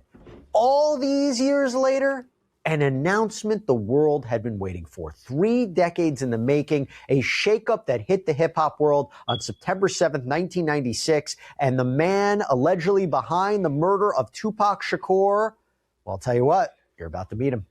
They got a medical there? They do. Yeah, they got, so what they got you for, man? Oh, man. Biggest case in Las Vegas history. Oh, yeah? Yeah. Like recent? September the 7th, 1996. Oh, no. Wow. That's a long time. That's a long time away. You know what I'm talking about, man? Hmm? You know what I'm talking about? Yeah. Not a detective quite yet, but yeah. Shit, that's a long time away, man. What was that? 20-some years? No, more than that. Yeah. Sure took him a while, huh? Sure took him a while, huh? Man, great he said that. It sure took him a while, huh? 30 fucking years to find somebody. I ain't worried about it. I ain't. To mind you, to find somebody, to convict somebody of a murder that the government planned. Hey, Keith, Metro Police, come over here. Hey, Metro Police, come over here, all right? Thanks, buddy. Come on over here. Appreciate your cooperation, okay? I'll stand right here in front of the car. Yep. Nope, we're going to put it down. I know. Hang on. Put that down for a second, all right? You got nothing on you, right? Hooks. Jumps.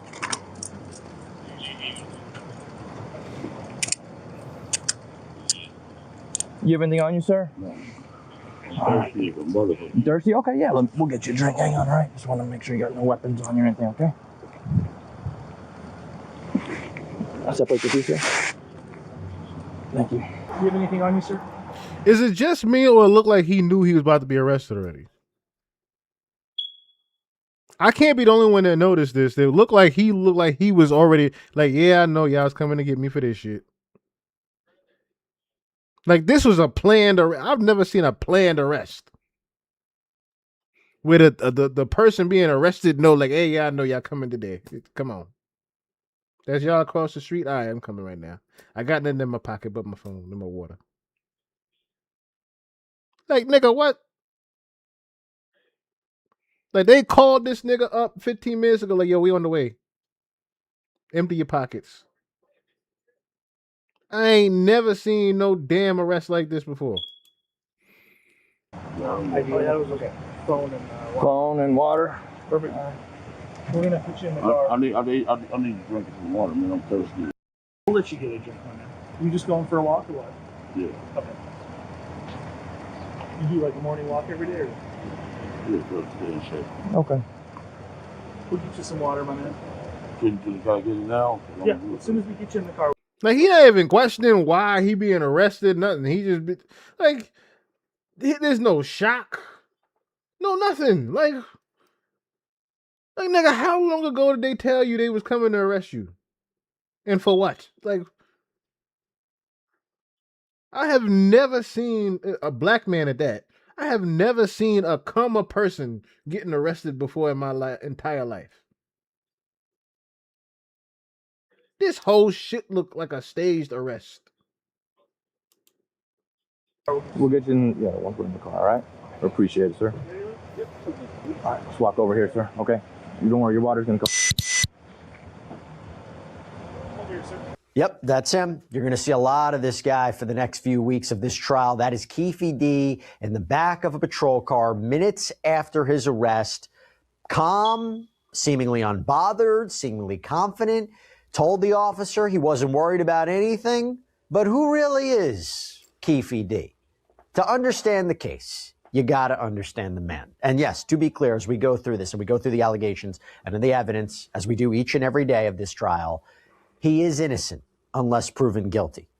But there's a lot to consider here. And I say that because he's been the one telling us who he is for years. It's just our neighborhood. I mean, it's just a family thing, grew up, and it's just our culture as you coming up.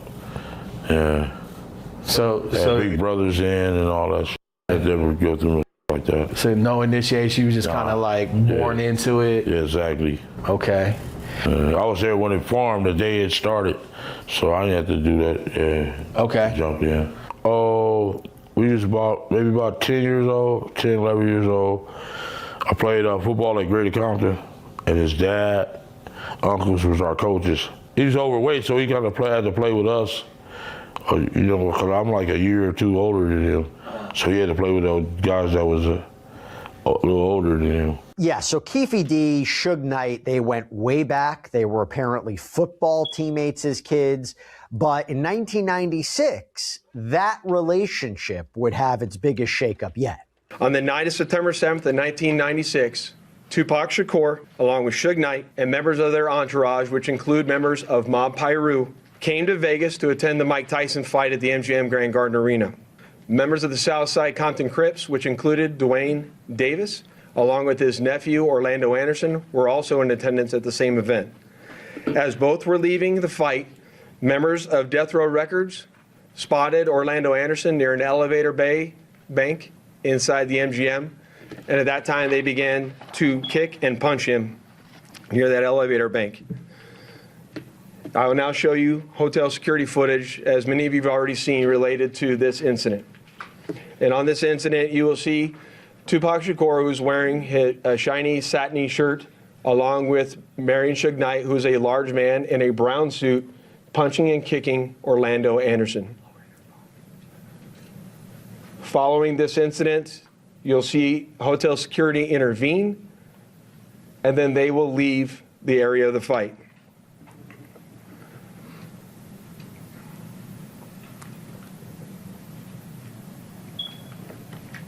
Little did anyone know that it is this incident right here that would ultimately lead to the retaliatory shooting and death of Tupac Shakur. And then that's when Dwayne Davis began to devise a plan to obtain a firearm and retaliate against Suge Knight and Mr. Shakur for what occurred inside the hotel against Mr. Anderson. After Davis obtained a gun, he entered into a white Cadillac along with Terrence Brown, DeAndre Smith, and Orlando Anderson. Based on our investigation, this is where we know they were seated. At some point in time, as they were in the white Cadillac, Mr. Davis took the gun that he had obtained and provided it to the passengers in the rear seat of the vehicle. As they were driving west on Flamingo Road near Koval, they located the black BMW, which was driven by Suge Knight, and in the passenger seat was Tupac Shakur. And as they turned around, they pulled up near the passenger side of that vehicle and immediately began shooting. Dwayne Davis was the shot caller for this group of individuals that committed this crime, and he orchestrated the plan that was carried out. So the police may have had a theory here, but it was Keefe D himself who allegedly provided the evidence that they needed. Interviews, his own book, his own words. I got in the car with the homies, yeah, and we ran into them. We went up to the light on Sunset and Flamingo, and dude was acting like he was in a parade or something. And that BMW hanging out the window, hey, this Tupac, he's Tupac. And then we was hollering for him, and we let there go. Made it, came up on the side of him. Looked like he was reaching, yeah, looked like he was ready to bust. We was the first ones. Yeah. Luckiest one, I guess. Hit that corner, gave a little chase, boom, boom, boom. Got the busing, we bust back. And jumped up out that motherfucker Cadillac, put the gun on the tire, got the on. Let me break this down a little bit, okay? In that interview with Urban City, he appears to admit that he was there. But here's what the defense is expected to argue, that in his 2019 memoir, Compton Street Legend, which prosecutors are expected to build much of their case around, or part of their case around, Keefe D apparently wrote that he was in the car, that he provided the gun, but his lawyers have argued that this book was fictionalized, that it was exaggerated, all in an effort to make money, and that it's not clear which portions Davis actually wrote.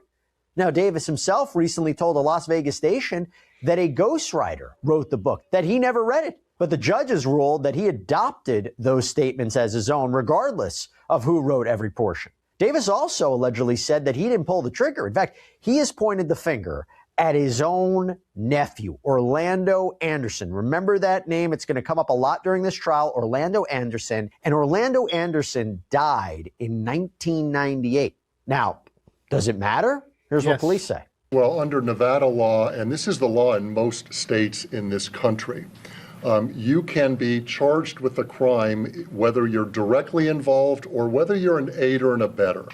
If you help somebody commit a crime, you can be equally as guilty. That is one of the theories in this case as well. So what happened after the shooting?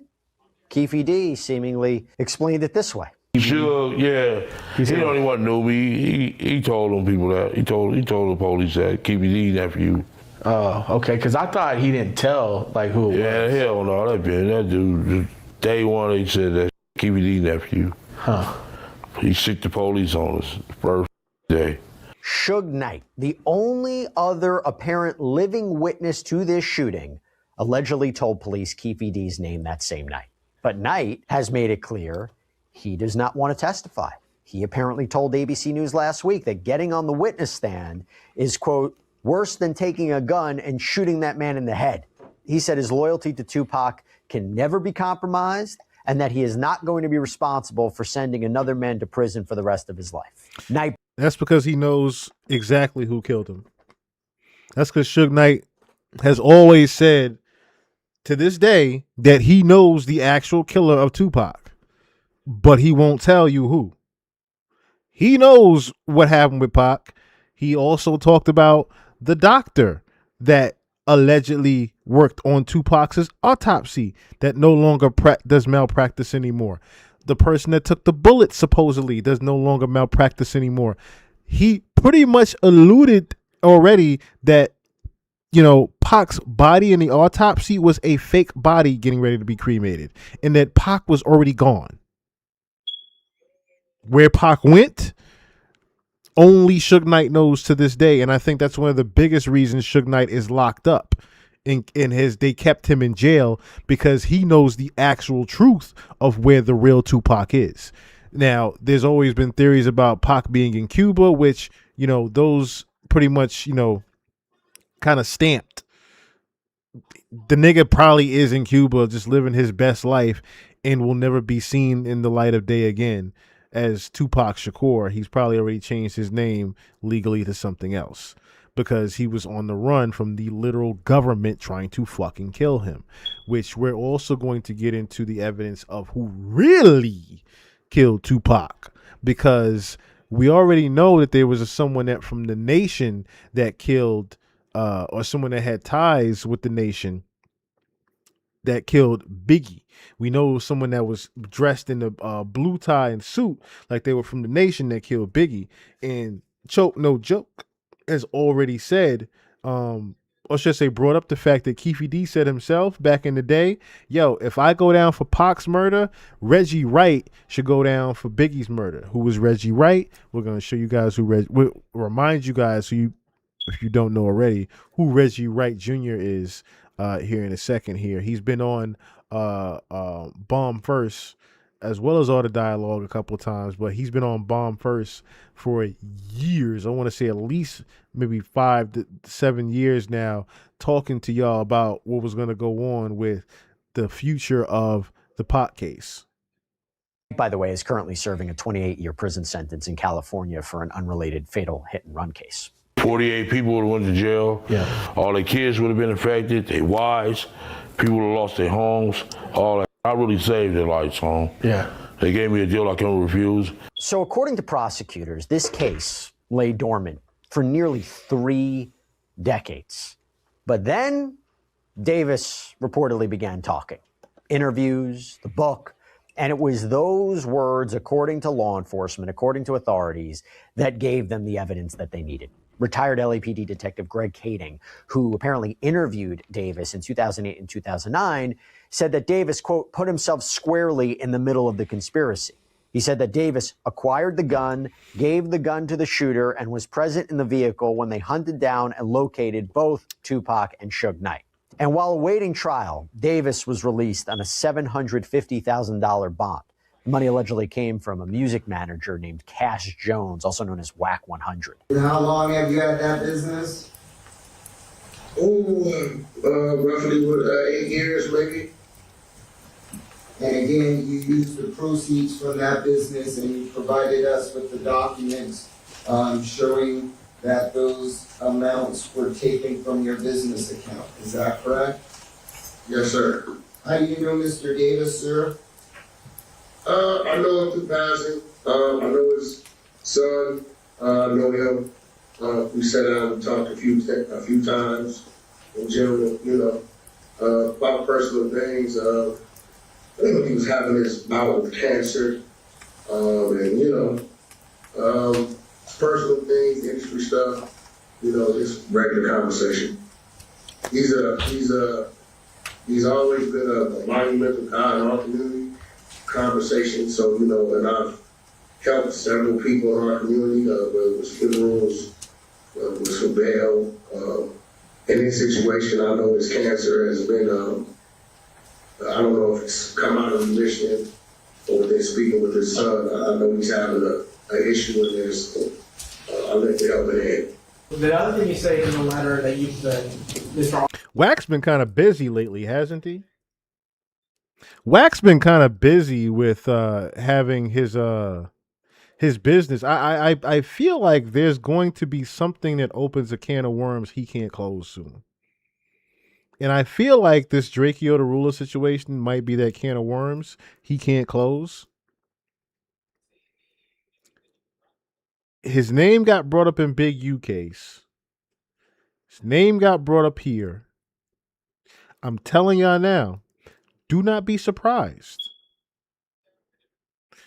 if something doesn't happen where Wack gets himself in a pickle with police he can't get himself out of. Arnold provided to us is that the money is a gift and Mr. Davis is not obligated to repay. Is that right? That's correct. All right. Do you have any contract between you and Mr. Davis? Not as a gift. Okay. Do you have any financial agreement with Mr. Davis? Not as a gift. Yeah, prosecutors grilled WAC 100 about this so-called gift. And at this court hearing, Keefe D himself took the stand. Mr. Davis, you heard the conversation between your wife and you while you were in custody? Yes, sir. And when did that conversation happen? It happened, Play that part again and get Mr. Davis? Not as a gift. Okay. Do you have any financial agreement with Mr. Davis? Not as a gift. Yeah, prosecutors grilled WAC 100 about this so-called gift. And at this court hearing, when I heard about this supposed incentive gift that he got, that they were drilling him on, the only thing I could have thought of was that he literally got, because remember, we're talking about the same WAC 100 that has done and has talked about doing business with Diddy. WAC 100 has his nose networking within different celebrities' backyards for a while now, especially in LA. Okay, the ones that live in LA, WAC 100 pretty much is the nose to the streets for all of them, right? So I could already tell, being that Diddy couldn't do it himself, of course, the only person that would have been able to get this gift to Keefe D for taking the fall would have been a WAC. Keefe D himself took the stand. Mr. Davis, you heard the conversation between your wife and you while you were in custody? yes, sir. And when did that conversation happen? It happened, I think the day of my birthday, June 14th. At that point, was the bond posted? No, sir. What was the reason that your wife came down to have that discussion with you in regards to Mr. Jones and the cash She said, bond? She said, I'm not signing no papers for And when she said that she didn't like him, who was she referring to? Cass Jones. Because her family has problems with it. I don't like it. And she was like, I can't sell out. That's what she said. And I was just telling her to throw her the fuck off, get her off my back. You know what I'm saying? I don't want to look like no wolf for her or her family, you know? I don't sell out. Let me ask the question. Did you think at that time in the bond process that your wife's signature was necessary for you to be released? Yes, sir. And so in the effort to convince her to go ahead and get her signature, what did you tell her in regards to Mr. Jones? I said, he don't have nobody like that to put up. It's Jewish people, it's nothing, just so she can sign a fucking bond and leave that as is. She was saying I was a sellout. They play the whole tape. Okay, did you come to find out that you did not need her signature to enter into the bond process? Found out just following Wednesday we came up in the And so any conversation that you had with your wife at that time was in an effort just to get her to comply with the bond process. That's right. I wanted to come home because I got cancer. You know, I just called it back. In here eating y'all processed food. You know, I had colon cancer right here. And it's down in the movie this side. A lot of this processed food here. They don't sell no fruit. You know, it's just terrible. Fake potatoes, fake milk, fake everything. It ain't good for an ex-cancer patient. I'm in a life situation and I would say anything to save my life. It's probably going to be a problem for the defense. And look, from everything that you heard, how controversial this is with this, money apparently being fraudulent and Keefe D's own statements. In the end, the bond was eventually denied and Keefe D ended up back in jail. And then you have the jail calls. And if I had to take a guess, if this comes into evidence, that the prosecution would paint the picture that this man is allegedly violent and calculating. Man, there's a lot of me with the spray on my arms because you don't look me over that. I got it. So, I don't know what you know, man. Yeah. You know I got it. He should be, big bro, you my big bro. I got it. I'll just let you know you cannot be living, man. You cannot. I hate that you're in this predicament. They don't give a old as hell. Man, I can have the one on. I'm big key. That's all I can tell you. And I do dirty. You know what I'm saying? I get dirty, dude. I want you to go up in there and start whooping some. He only hit me one time, dog. That's why I was able to find his ass. I'll be so crafty. I had the doors unlocked and all that. And they done popped my door. As soon as I made it come out, I whooped that. I wanted to go up in there. No, I'm just saying. Any I got a problem with my problems, they can fight me. I ain't worried about that, dog. Come on, man. Fuck me and they right. The main thing is me beating the case, cuz. Let me tell you what somebody told me about your attorney. What? He's careless. He don't know how to file paperwork and nothing. That's what Bruce said. He said that. Well, I don't even know how he got that far. Yeah, Pumpkin Sue said, ooh, he's a piece. He mad about that jumper. What do you call it? Called him a dumpster truck. Pumpkin Sue mad about the jumper. He said he did He said that, yeah, he got 65 years, bro. So they gave him a bullshit lawyer to begin with. That's what I'm hearing right now. They gave him a bullshit lawyer to begin with that he doesn't really have a good rapport with to even, to give himself a good defense. It's fucked up. Like I said, they making it so he has to go down for this, from what I'm hearing. He said he did Superman bad. That's the worst he's ever seen in his life. Man, he got 65 years, bro. Yeah, that's what he said. Pumpkin Suit is mad about that. The whole place down there mad at him on that. Yeah, I think he got somebody 65 years. The attorney that got that's what Keefe did. He got somebody 65. Sending people off.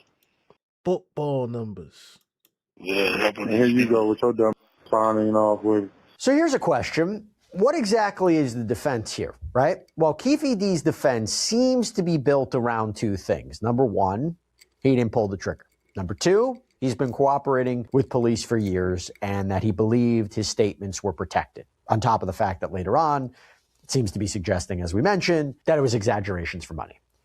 The prosecutors countered. The prosecutors argue that he opened the door. You know what I also just thought about?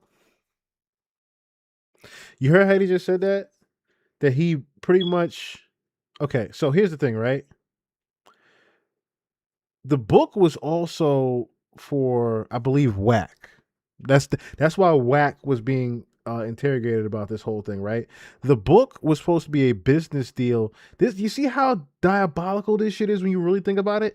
It was a business deal that was done between Whack and Keefe to do a book about the streets of Los Angeles. And in the book, Keefe D is even saying that he was led on to say that he was led on to make up a story about how he rode down and killed Tupac. Now, of course, as the legend has it, the only reason he is even being told to say that in the book is because of the actual check that him and Stretch had. Supposedly, Stretch had this check, or should say that Gene Deal saw a check fall out of either Keefe D or Stretch's back pocket for $2 million to kill Tupac. That's how the actual story of this goes. So I'm already seeing how the play went.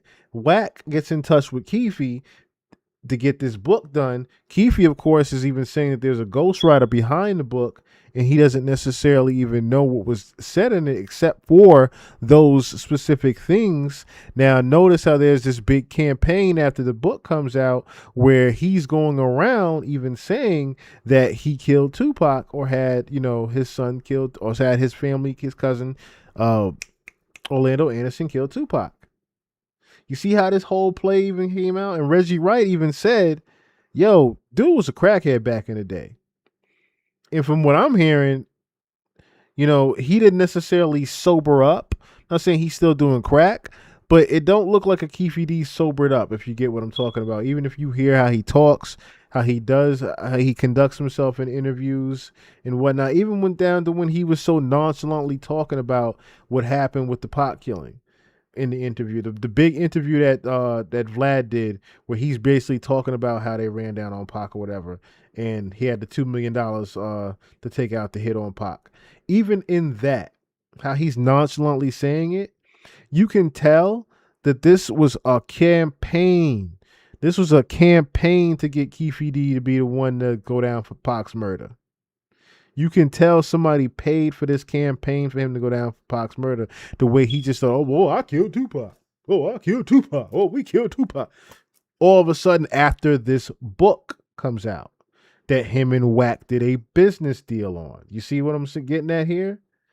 Why all of a sudden there's a business deal with a book talking about the person that actually killed Tupac. And all of a sudden, this person that's being fictionalized in this book goes around doing these interviews saying that they killed Tupac. Well, guess what's going to happen? Years down the line, the person gets arrested. It's almost like they put they call it the bait and switch. And this is why I mentioned earlier, I can already tell what happened here with even Diddy going to jail for what he went to jail for instead of getting caught up in this. He had to go to jail ahead of time for the sex trafficking thing so that he would not get caught up in this, because his name was supposedly the one that was on the fucking check to kill Tupac at the beginning. They still have yet to mention that part as evidence. They still have yet to mention the biggest part of the evidence is this nigga saying literally that there was a $2 million check ran up, or should say written out, from Sean Diddy Combs. Or when he started talking publicly. So those statements aren't protected. What the jail call actually says is, Mr. Jones says, we need to get some episodes in before you go to trial. We need to get 10 episodes done before you go to trial. And let's be honest, the only reason why Mr. Davis is of note at all is because of his self-proclaimed role in the murder of Tupac Shakur. Okay, so with that being said, right, I was pulling this up as this was going on, but pull this back over here real quick, because Choke No Joke has been saying this for I don't know how long now about the Keefe D and Reggie Wright thing. And I need to play Reggie's first. Let me see. Here, this clip right here.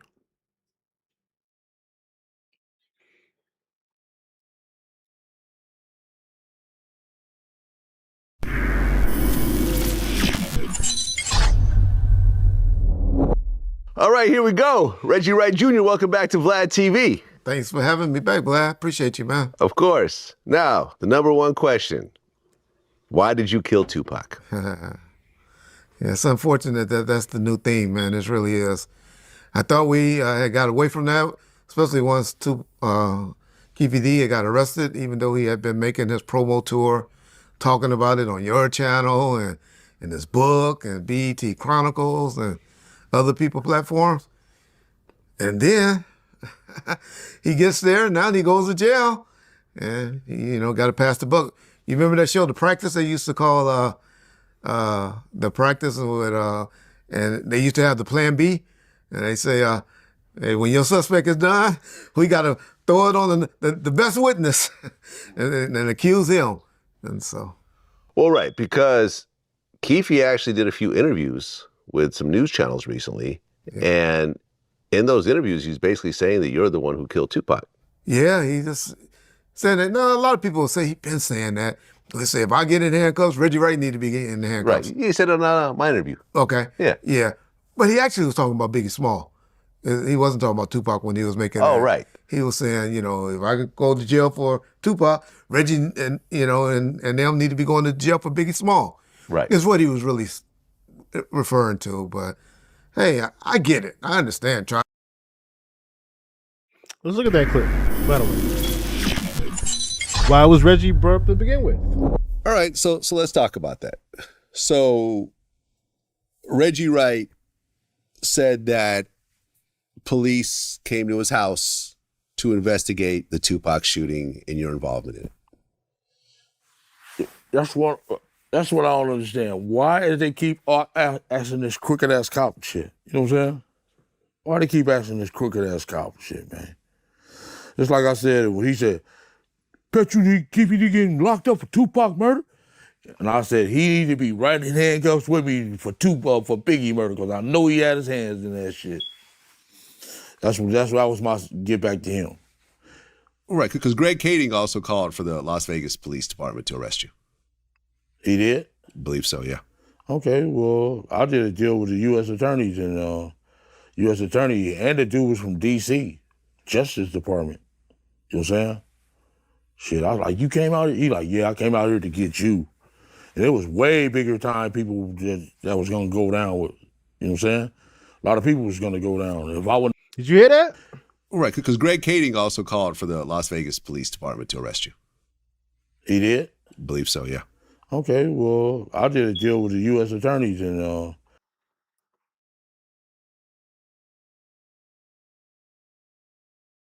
If this don't say this whole thing is already staged for Keefe D to supposedly take the fall for Pac's murder, I don't know what the fuck else just did. We just pieced together this whole shit right here, how this is literally being put together for him to take the fall for this shit. From the campaign that was put together, from him going around saying it, from him doing the deal already to, look, we know you probably didn't do this, but we got to have somebody. U.S. attorney, and the dude was from D.C., Justice Department. You know what I'm saying? Shit, I was like, you came out here? He like, yeah, I came out here to get you. And it was way bigger time people that was going to go down with. You know what I'm saying? A lot of people was going to go down. If I wouldn't have said nothing, everybody, we'd have lost our whole community, lost all my homies. You know what I'm saying? Shit, they shredded the indictment. So I really did a lot of people a favor. They should be thanking me. You know what I'm saying? See what I'm saying? And he's pretty much, this is a person that got nothing to lose with saying that part right there. Literally telling y'all, like, look, I had to get arrested for this. If I didn't get arrested for this, there was a lot of other people that was probably going to go down for this shit than me. He just fucking said it right there. If I didn't go down for this shit, there was going to be a lot of other motherfuckers that go down for this one. So I had to take the fall for it.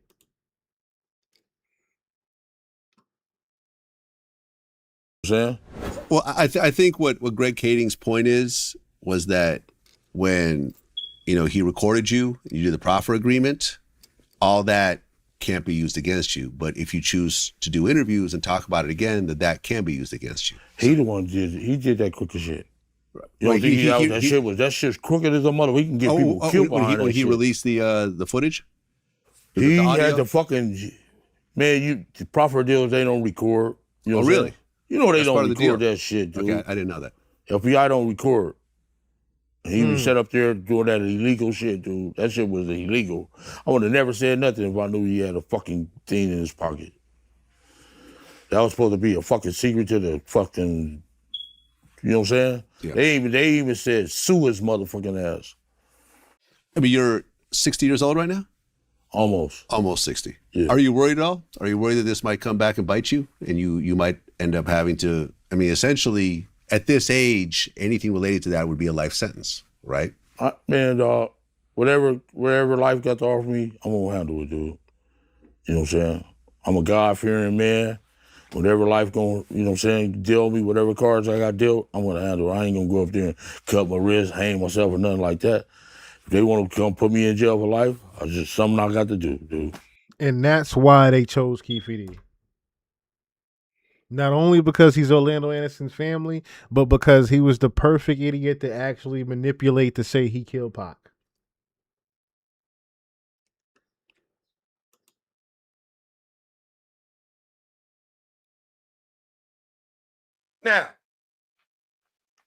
Now, the reason why I'm playing this is because I love how Choke No Joke, like I said, has been saying for I don't know how many years now, Keefe D is just the fall guy.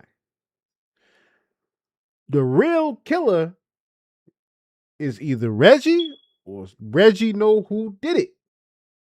He has been pointing out Reggie's bullshit lies in his interviews for years. He kept saying Reggie Wright has more to do with Pac's murder than Keefe D. He's been saying it. When we talk about Tupac here, right? If it was some gangbangers that just killed Tupac, this thing would have been wrapped up a long time ago.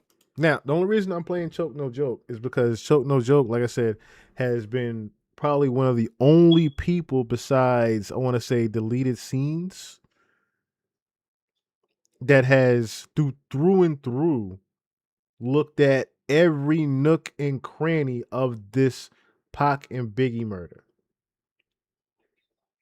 I'm talking about every little detail as far as even down to the transcripts of the court documents, which even told everybody originally that Reggie Wright was also there when Pac got killed. That's why Reggie knows so fucking much about that night, because he was also there, off duty, with Death Row. Right? So allegedly, some type of law enforcement was involved, or if it was just another killing, somebody would have been locked up. Right?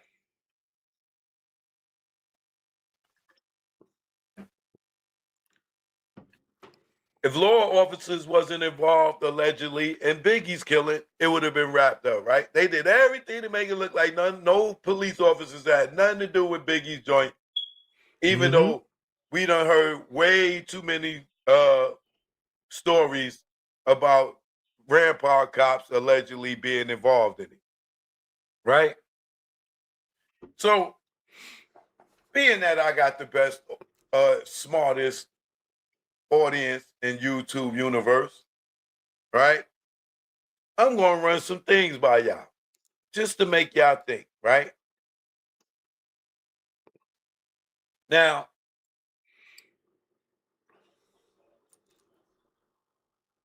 there's two incidents that we know of, right?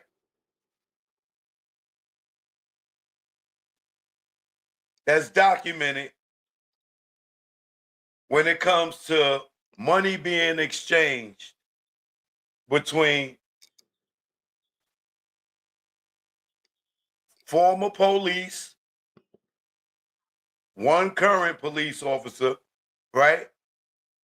And the Southside Crips, right? Now, before Tupac got assassinated, right? There was a money exchange. Do y'all? Now, before he even continues, We are talking about the same Southside Crips that Puff hired and lied that he didn't have hired when Biggie got murdered. We're talking about the same fucking Southside Crips Puff lied about having. The same Southside Crips that are attached to Reggie Wright and Keefe. Keefe specifically. Remember that?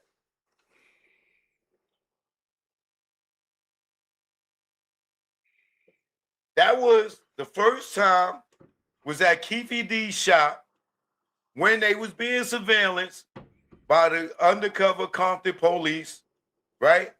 And they walked up in Keefe D's shop, Reggie Wright Jr. and Reggie Wright Sr. with a briefcase and came out with nothing, right? And both Jr. and Sr.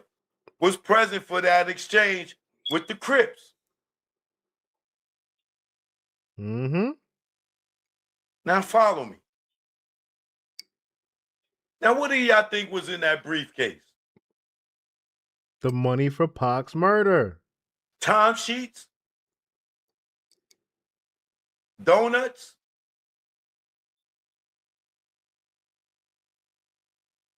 Now clearly the undercover Compton cops, right? Those police officers knew that the Wrights and the Southside Crips had a relationship. We all can agree to that, right? We know for a fact that Reggie and Keefe D had a relationship all the way up into the current day. Because Reggie is the one that hooked him up with Cam Capone, Vaughn Vlad, first. All the Dialogue, to do these interviews, Mhm. right? We know that Keefe D got paid $150,000 to go do the BET Chronicles to tell that goddamn story.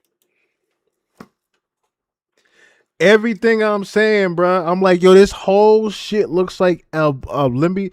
We gotta put somebody with this murder of Pac. Well, we gotta figure out how we can paint it to where this shit is looking like a fucking full TMZ documentary in the making right in front of our faces, bro. To where they said, yo, we gotta make it look like Keefe D really did this shit, but he gotta say he did this shit. It can't just be no allegations. We gotta make him say he did this shit. So this shit cannot fall on who actually did this shit. We gotta have him saying it. We gotta make him say it. You talking about a former crackhead. You talking about you can't pay a crackhead some money to say some shit he ain't do? Right? On top of the fact they keep emphasizing this one thing. Keefe D is fucking 60 years old. It ain't like he's 20, 30 years old, or even 40 years old. He's 60. His time is damn near up. They put it on somebody that doesn't even have any years left to live that they wouldn't care about. Now, as far as Roden Rat Jr. and his daddy, they lived in the Mall Piru area, right? So what are they doing down there in the Crip area? With a briefcase prior to Tupac being assassinated. The money for Pac's murder. No. That's my whole thing, Nuaz. That's the whole thing. He's not. He was supposed. The whole thing, and I kept saying this too. I was like, yo, they put him in jail because of this Pac thing. He is in. I kept saying to them when he was getting arrested. They have him detained right now, and they keeping him in there because they trying to see what's going on with this Pac murder. And sure fucking enough, as soon as Keefe D got arrested, Diddy's release date is being moved up. Diddy's release date keeps being moved up. Diddy's release date keeps being moved up. As soon as this nigga Keefe D gets arrested, I mean, as soon as they talk about the trial being started, as soon as Keefe D's trial started, as soon as the start date was about to go commence for Keefe D's trial, all of a sudden Diddy's being his date is being pushed up. As soon as this nigga's fucking trial starts, Diddy is about to be released home. I'm like, yo, this shit couldn't have been no more blatant right in our faces. He gave him up. Y'all made sure Puff was going to be in jail for the trafficking so he couldn't go down for the Pac murder that he paid for. Everybody knows the $2 million check came from Diddy. Everybody, Gene done said it himself already. The $2 million that was paid to the Crips to kill Pac was from Puffy. The check came from Puff so that Puff couldn't go down for this shit and Keefe D went down for it. They painted the picture that Keefe D did it. And you keep even hearing throughout all these different clips, yo, it's a big campaign. It's a big campaign to look like for this nigga to go around saying he killed Pac, knowing fucking well he didn't. Big ass campaign for him to go, yo, I killed Tupac. Yeah, my son killed Tupac. But Orlando, my family killed Tupac. They paid the nigga to go around saying it. Just so Puff could skate off. Because he's the original endorser of the $2 million to kill Pac. But so he can continue doing business for the elites and come home, Keefe D has to take the fall for it. Because in the broader part of this picture is that the government had Pac killed. The government wanted, we're talking about the son of a Black Panther that had a lot of money and power. Again, I'm going to say this clear to you. The son of a Black Panther had money and power and influence in America. They wanted his ass dead. They tried to kill him. We went over this before. They tried to kill Pac 3 times. Or should I say twice? Maybe, yeah, I think it was 3 times before the actual killing. But one of the first times was the police incident where they tried to stomp his ass out on the curb. The second one when they tried to get Jimmy Henchman to do it in the studio. And they finally got to his ass in Vegas. But they kept trying to kill Pac. Because of who he is and what power he had. They kept trying to kill Pac. That's why it took 30 fucking years to actually put it on somebody. Because there was too much actual evidence lingering around that would connect this police officer to this department. The LAPD had to fight off being investigated for Biggie's murder. They had to fight off being investigated for Biggie's murder. But we already know, like I said, just from all the clips that kept going around, that Reggie Wright most definitely had a hand or knowledge of what was going on with Pac and his killing that night. Because Reggie Wright was a direct tie to Suge Knight. Because he was an off-duty cop that was paid by Suge Knight and Death Row. Reggie Wright was literally working for Death Row as an off-duty cop.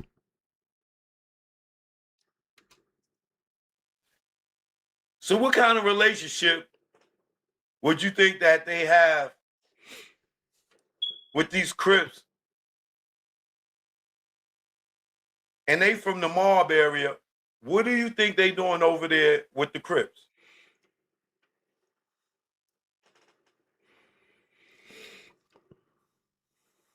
Once again, we know Pork Butt had a relationship with Keefe D for years. Not even years, decades, right? We know that in 98, Before KVD said it was Orlando, and Orlando was still alive, when T. Brown was still alive, when Dre was alive, KVD said allegedly that Reggie was responsible for the murder of Tupac when he got jacked up by the police, right? That's his first statement. His very first statement, and when asked about who killed Tupac, allegedly, was Reggie Wright Jr., right? How would he know that?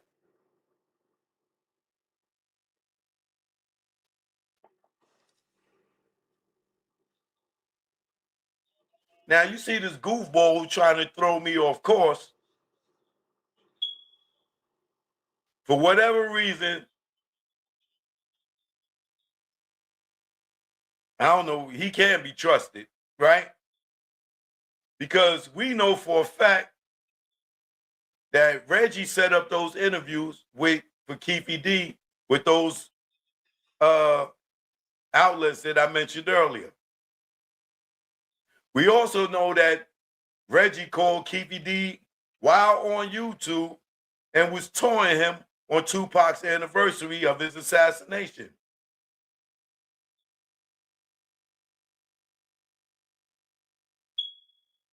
And the other reason why I don't listen to these frauds trying to trick me out of my train of thought and discredit me, because someone trusted me enough,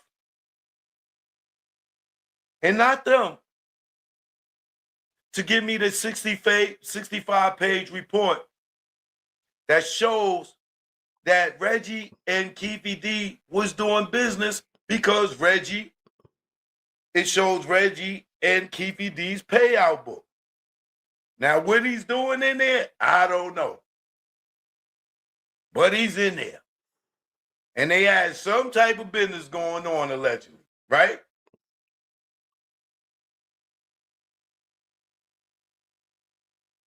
Now, throughout this thing, what Crip names keep coming up? Grape Street is Southside Crips, right? And the feds made it crystal clear that Reggie was affiliated with the Grape Street Crips.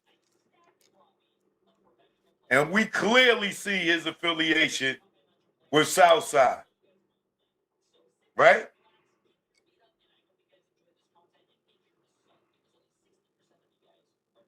Even though he grew up in the mob area.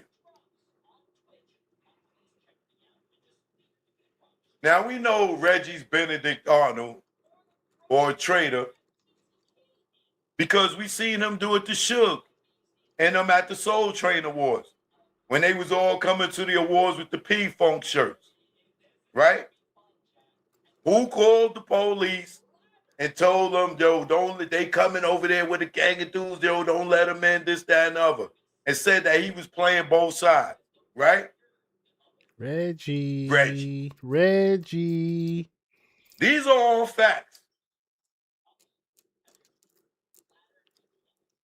Reggie said he admitted himself, yeah, I called the police, or I called them and let them know what Suge and them was going to do, this, that, and other. Why? When you supposed to be running with the mob, or you supposed to be running with Death Row? Why are you telling them about them showing up with all the P-Funk shows and what they was going to do? And it's strange to me. When it comes down to you going down for some shit, you pretty much was going to put the fall on them. A dude that's a Grape Street Crip affiliate is sitting here selling P-Funk shirts.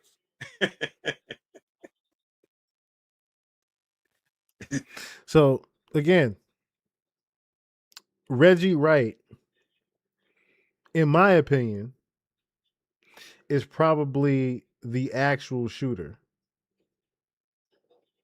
of Pac's murder. I'm putting my stamp on that. I think Reggie and I think they said his son, Reggie and his son are the actual shooters of Pac back then.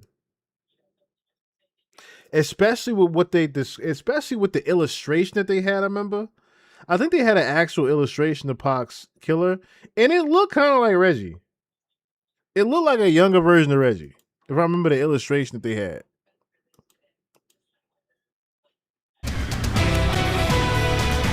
The trial against the accused shot caller in the murder of rap icon Tupac Shakur is scheduled to start Monday. In a recent interview with me from jail, Dwayne Keefe D. Davis. Okay. Yeah, let me need to put this first. Good evening. Dwayne Keefe D. Davis insists in an interview with our 8 News Now investigators that he did not kill Tupac Shakur. His trial, though, is just a week away. Speaking with our own Vanessa Murphy, Davis blaming the son of former head of security for death row records for the killing in an interview you will only see right here on 8. If you did not have anything to do with Tupac Shakur's murder, who do you think did? To me, I think they witnessed Reggie Wright Jr. All he do is lie, is tell stories. He even be on interviews threatening my son, you know what I'm saying? Threatening my family. It's wrong. Even Caden be on them interviews threatening my family. You know, it's wrong, man. It's period, it's wrong. In that 400-page motion filed by the DA's office, one of the points that they are trying to make is that a lot of what you have said is true. So you're sort of your own witness, that you said you went to prison for selling drugs, all of these specifics, your role with the Crips. So they're saying you were accurate, so you might be accurate about the murder. They're lying. This is a bunch of lies. You know what else kept coming up in the court documents? Biggie's murder, and how at some point you were a suspect. Yeah, That's crazy. They trying to put that on him too. You see what I'm saying? How the government tried to do. So I remember breaking. I don't want to get too far into this, but I remember beforehand how we literally figured out that they did Biggie and Pac the same way they did the Panthers. The same, and funny how this one even involved a Panther, Pac. But they did the same that they did with the Panthers, to where they put, and I think they showed this in the movie too, to where they pretty much put the two heads. They put the, I think it was the Crips and the Bloods that they did this with too. Yeah, it was the Crips and the Bloods that did this with too. It's crazy. They put the two heads in the same jail pretty much. They put the head of the Panthers on one side of town. They put the head of the Panthers on the other side of town. They put them in the same jail together, and they pretty much put them against each other, making it seem like one was talking shit about the other's group and this, that, and the third. And that's literally how they broke up the Panthers, is that they put the Panthers against each other pretty much.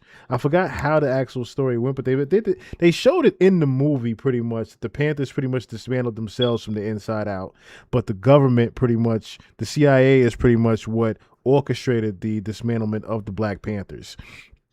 And they did the same thing with the Bloods and the Crips, the way they pretty much pitted the neighborhoods against each other, to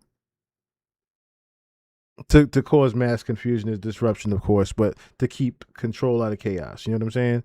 The same exact thing happened with Biggie and Pac. East Coast, they made an East Coast, West Coast beef that wasn't actually happening. And Pac would even be in the news talking about there's no real East Coast, West Coast beef. There's no real East Coast, West Coast beef. They're trying to put me and Biggie against each other, and that's not necessarily what this is. This is a rap beef. This isn't necessarily nothing where two people are actually going to kill each other. And Pac kept emphasizing that in the news to the point where they made it look like it was a West Coast versus East Coast thing, and it never was a West Coast versus East Coast thing. That's literally how the government manipulated it to be. Was that it was a West Coast versus East Coast thing, and they took Pac out in the same exact fashion that Biggie and Pac in the same exact fashion they did the Panthers. And it's just crazy how law enforcement even keeps coming up in this, and how they even trying to now put Keefe D's name on Biggie's murder. And you done heard Keefe D say, yo, if I ever go down for this, he need to go down for Biggie's murder for sure. But this just sounds like to me, like Reggie Wright damn sure did have something to do with Biggie's murder as well, because I'm also thinking about the fact that they consistently asked, and Puff kept lying why it was so important, why Puff kept lying about having the Southside Crips, is because Reggie Wright's affiliation with the Southside Crips and Keefe D. Orlando Brown being in the Southside Crips. Pretty much the same way that he had, and this is where I'm already getting this at, right? I'm already putting two and two together. The same way Puff was able to manipulate the $2 million to get Pac killed, he figured doing the same thing and setting up a similar scenario for Biggie because of he heard Biggie was going away to London and leaving the label. I guarantee you, once he found that out, he called it those same Southside Crips. Remember, those same Southside Crips that were protecting Biggie in L.A. Remember? They had to drag him to L.A. Biggie didn't even want to go to L.A. We're not getting too far with this, but Biggie didn't even want to go to L.A. And they made him go to L.A. And then that's when, of course, you heard them say, yo, Puff had the Southside Crips, but he had to lie to law enforcement saying that he didn't have the Southside Crips with him. That's why he had to lie, because the Southside Crips, or should I say one of the Southside Crips that had, that were law enforcement with Southside Crips, was actual Biggie's murder. They took my car and did forensics on it. And that car was never shot out of or nothing like that. And it's wrong because I was under the parking garage when that man got killed. When he got killed, they came running back in there and said, they just killed Biggie. And I was under the parking garage. That stuff happened.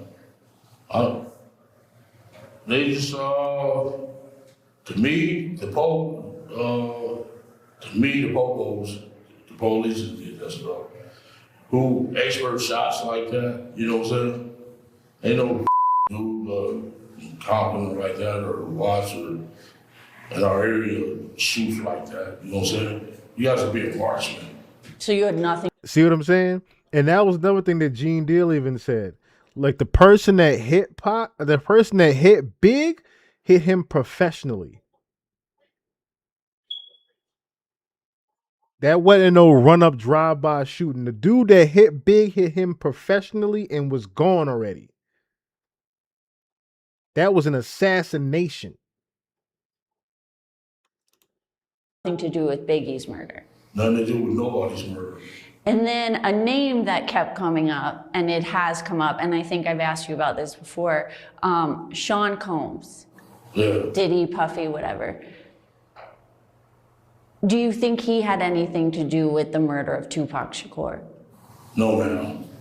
I don't think so at all. You see how he got to look away from the fucking camera with that one? No, ma'am, I don't think so at all. Bullshit. They already done paid you the money to say this. Keefe, you was just in interviews talking about the check that you got from him. What about Biggie's? I don't think neither one. To me, it's the disgruntled police out there in our area. Reggie Wright, all he did was lie at night. I got no address and took the boy, took his chain. Don't bring your guns. It just, I get a lot of stuff from PIs, private investigators, and all the fingers and evidence point to Reggie Wright Jr. And he brought up my name from day one. Davis is expected in court on Tuesday for a hearing to discuss some pre-trial. Denied his involvement and pointed to the former head of security for Death Row Records. Now Reggie Wright Jr. is giving me his side of the story. Even his own attorney said he's a pathological liar, right? But it's unfortunate that he want to bring me into this after all of the years, because now I guess he said that his defense is heading kind of downhill. Reggie Wright Jr. responding to claims made by Dwayne Keefe D. Davis in this sit-down interview from jail days before the start of his murder trial. The evidence point to Reggie Wright Jr. And he brought up my name from day one. And he basically started some bull Wright says he was in Las Vegas on September 7th, 1996, but insists he was at a nightclub, not the scene of the deadly shooting. Yeah, okay. The guys from the entourage came up to me and said, Red, Suge and Tupac just got shot down the street. Days later, we knew of the Southside Compton Crips, but we didn't know the actual players until later on that week. He says a police detective identified Davis's nephew, Orlando Anderson, in surveillance video. This scuffle between Anderson and Shakur and his entourage happening inside the MGM after a Mike Tyson fight and shortly before the deadly shooting. We have always knew it, like I said, since late mid-September of 96, but the world didn't know. But then Davis takes part in this book, Compton Street Legend, published in 2019, and admits a role in the killing in interviews. And refreshing that it was getting out there.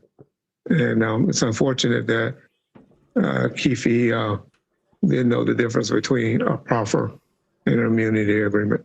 Now Davis says he lied about involvement just to make money, and in this interview said he wouldn't kill Shakur because he was a moneymaker for the record label. EPD could never show you one penny that Death Row Records have ever given him or paid him. One penny. How would you know that? How would you know that, Reggie? How would you know that there's payroll that they never paid Keefe D? But according to Choke No Joke, there's a 65-page document with y'all both on payrolls. And Dwayne Davis gets arrested a few years ago. What were your thoughts? I was predicting that it was going to happen. Number one, because, of course, they came knocking. Or you were part of putting the fall on Keefe D. On my door in like 2022 or something like that. So I knew the investigation was going on. And about a month prior, I had been before the grand jury and testified. What do you... You had been before the grand jury and testified. So again, this whole shit was set up for Keefe D to go to jail for Pac's murder for a long time now. feel like your role is in the trial coming up? Just to lay out an atmosphere of what was going on between Death Row, Bad Boy Records, the Mob Pirus, and the Southside Compton Crips associated to the record company. That's it. Also on the witness list, Suge Knight, who has said publicly he won't cooperate. And that's why the thing is, like I said before, the reason why Suge won't is because Suge knows about the entire thing. If Suge was to cooperate, there would be they would kill. If they was even getting knowledge that Suge was going to say something of the truth, Suge would be getting knocked out in jail. They would have knocked Suge off in jail a long time ago if they knew Suge was going to actually tell what happened to Pac, if he was going to actually tell what happened Tupac that evening, or what happened to him after. If they knew he was going to tell the truth, we wouldn't even be hearing from Suge Knight no more. But he knows the actual truth of who shot Tupac that night. He just won't say it. Mr. Knight, at 61 years old, still under that stupid ideology that a lot of people believe and want to teach the young men that gang members is cool.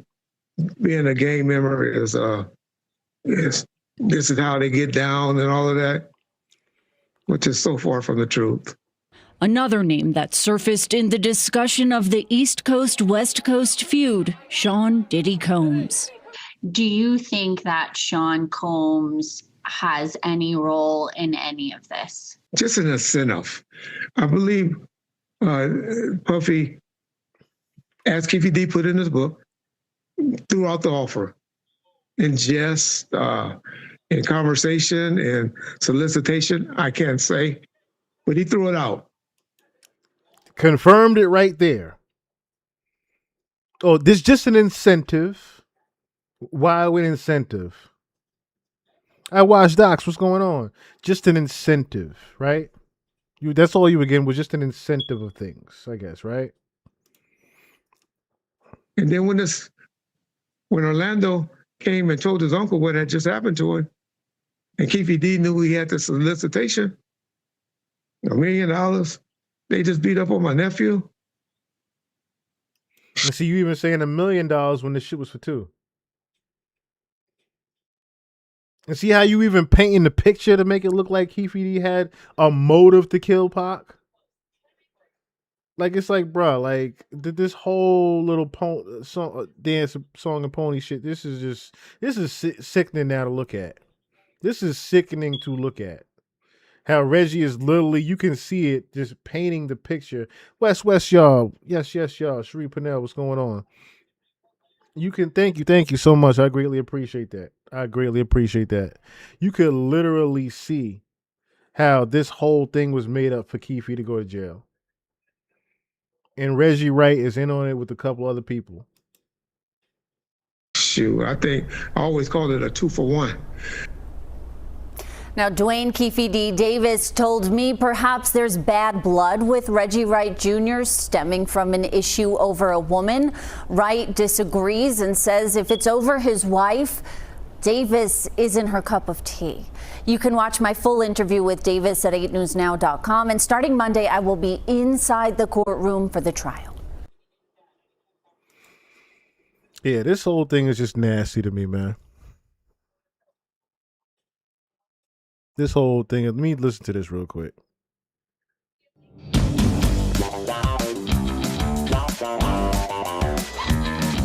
me make sure. This is TMZ, let me make sure. With us right now and I'm imagining he is going to be watching what happens in this trial very closely, and he is joining us now. Suge Knight, welcome back to TMZ Live. What's up with y'all, man? So listen, and number one, we really appreciate you calling. We should let people know that you are incarcerated now, so you may hear a prison voice kind of monitoring. From time to time. But look, what do you make of Harvey, I think everybody know I'm in the penitentiary. Yeah, I mean, there's a reason the graphic that we're putting up shows you in his prison. It's a fair point, Suge. But just in case, Suge, we just want everyone to know. It's a fair point. Y'all always show pictures of me in prison. Wow. Okay, that's a fair point. That's a fair point. Orange is not your color necessarily. I got it. No, it's not. Okay. So first thing I want to say is that, it's always a pleasure talking to you guys. But the thing is that Tupac has so much influence. And I'm always happy to have so many people who love him. My son, Legend, him and his friends, that's their favorite rapper. And my son, Legend, now, he's a basketball player, but he want to be an artist and rapper because of Tupac. This call and your telephone number will be monitored and recorded. Joy to the world, what's going on? So when I spoke with his mother, by the way, is one of the greatest mothers around. Tori does a great job with my son. She said that's all he want to do is be a rapper. And my granddaughter, Sunset, even says he loves him. So that says a lot.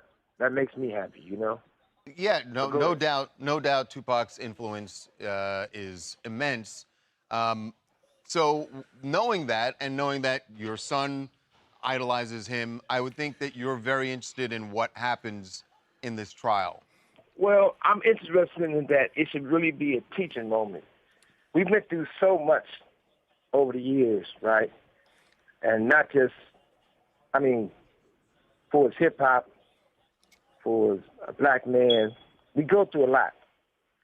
And society goes through a lot, in society, period. If we can't learn from it and learn something about it and teach something, we're wasting our time. So I definitely always down for trying to make everybody get a better view of life to help. So, the interesting thing about this case is that, what the prosecution is saying is that the best witness for them is Keefe D, because he essentially confessed that he wrote a book. He's talked about this on podcasts. He's now kind of moonwalking back here and saying, well, I had a ghostwriter in the book. What do you make of that? He's full of I look at it like this.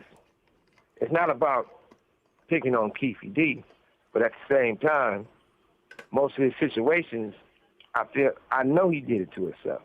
I knew his lawyer. His lawyer was a friend of mine. And I knew about him having immunity and doing that deal a long time ago. But the crazy thing about it, for 30 years or so or more, it cost me my freedom. It cost me money. It cost me business deals. I paid a lot for the fact that from day one, even though I got a bullet an inch into my skull, they always says I'm the one who had Tupac killed, which is far from the truth. Every person who participated in that, they never brung up. But I believe in giving everybody the opportunity. I have a book coming out called Your Pain Is My Joy. It was coming out this month. When I found out that he wasn't been going to trial, I said, well, I'm not going to put the book out. I'll put it out in September because it'll be too much, for them to deal with. He deserves a fair shake. But I think what he should do, he already told everything. He already told on himself. He should deal with a situation where make it best for everybody. Put it in a situation where there's a lot of people who participated and a lot of people who they don't talk about. And I'm not here to say they should get punished because I don't believe in that. I don't believe in the revenge. I believe that my kindness comes from God. My strength comes from God. So I'm not on that page of saying they need to get punished, but it's sort of sad that every person has all dropped everything on Keefe D. When you look at it, he got immunity. So they can never charge him again. But then he was in bed and dealing with a guy that knew if you do a book, he was on one podcast 7 times, another podcast 5 times, and he did a book. So that destroyed. So the thing is, thank you so much. Thank you, Armageddon. Shout out to Armageddon being in the chat, y'all. Y'all say what's up to Armageddon. Armageddon is from my coach's. He's actually from my coach, Popping Off with Lofton. If y'all do want to check out some more Marvel Rivals content, definitely subscribe to Popping Off with Lofton. My dear friend Armageddon is up in here in the chat, just checking things out. Thank you so much. I appreciate you even being up in here for real. This is why I was saying before, I'm trying to branch out the networking with gaming as well as still doing what I do here with the pod. But I am a gamer at heart and by passion. Marvel Rivals I love, so I definitely appreciate. I'm just all smiles seeing you in here, Armageddon. I greatly appreciate you coming in here checking this out. Thank you so much, Joy to the World. Also, thank you so much. And the thing is, Suge Knight is never gonna tell who killed Pac. He's never gonna tell who killed Pac. He's never gonna tell what happened to Pac, for the simple fact that, like I said before, if he does, it's a huge can of worms that would involve either him getting killed in jail, and he knows that. I'm pretty sure they've already threatened to kill Suge, and Suge knows that. He'll never even talk about the death threats that he's probably got from the FBI and CIA as far as what happened to Pac, because he's probably the only person that knows where Tupac really is and if they successfully killed him or not. That's why Suge doesn't want to say anything. The real reason Suge won't tell the truth is because he won't give the government the satisfaction in knowing if they killed Pac or not. That's why it even took 30 years for them to even have a fall guy for this murder, so they can put this to the side. Like I said, the whole bigger part of this picture, and he's breaking it down lovely just how we just did. He's breaking it down lovely just how we just did, as far as how Keefe D is even getting set up to be the fall guy for this Pac thing, and how he did the deal with the U.S. attorney to supposedly have immunity, knowing he didn't. So you've already said it now to the district attorney. You've already done a book deal with WAC 100 to say that you did this. Now you've also been paid interview after interview after interview after interview to say that you did this. You are literally being painted as the fall guy to this without even knowing it. That's what Sugar's breaking down with this whole thing. on how Keefe D how Keefe D is pretty much being set up to be the fall guy for this, and he's nothing but an idiot for taking the fall for this. For his immunity. Suge, I know you've told us over the years that you're not snitching, you're not naming any names, but it does sound like you were saying there are other people involved. You said beyond Keefe D. many others. And even though Keefe D is the guy standing trial, that there are many others involved. Yeah, I mean, I'm not going to say these guys' names, but everybody knows. One thing you got to realize, even in my book, that's why I pushed it back. It tells the details of certain things, but it's still no names involved. If that's all you got to look around and see the people, even people who got the fake death row. They've been talking and talking and talking and talking. All of a sudden, it get close to this situation with Keefe D. Everybody's quiet. One thing I also want to say is that it was a girl I knew back. He said fake death row, fake death row. He was talking about Reggie Wright. He was specifically talking about Reggie with that fake death row part. And then they got quiet when it came to the Q. He's talking about Reggie. Back in a day named SKG. She was black, Asian, about 5'6", 115 pounds. Now somebody else saying they SKG. And they deal with a person that deals with Keefe D. They deal with a person who hated Tupac. All these people were saying the most horrible things about Tupac that you possibly can say about a man. And it was all lies. Now they want to act like they're going to report what's going on. But these guys is in Keefe D's camp, who tried to bail him out and help him. I don't look for bad on him, but I don't look for good on him. It is what it is. But at the same time, I think it's an opportunity for him to clear the board. Are you saying he know the truth? Are you saying that there's someone who either hired or sent Keefe D on this mission to kill Tupac? You know, one of the things you got to realize, this was assassination.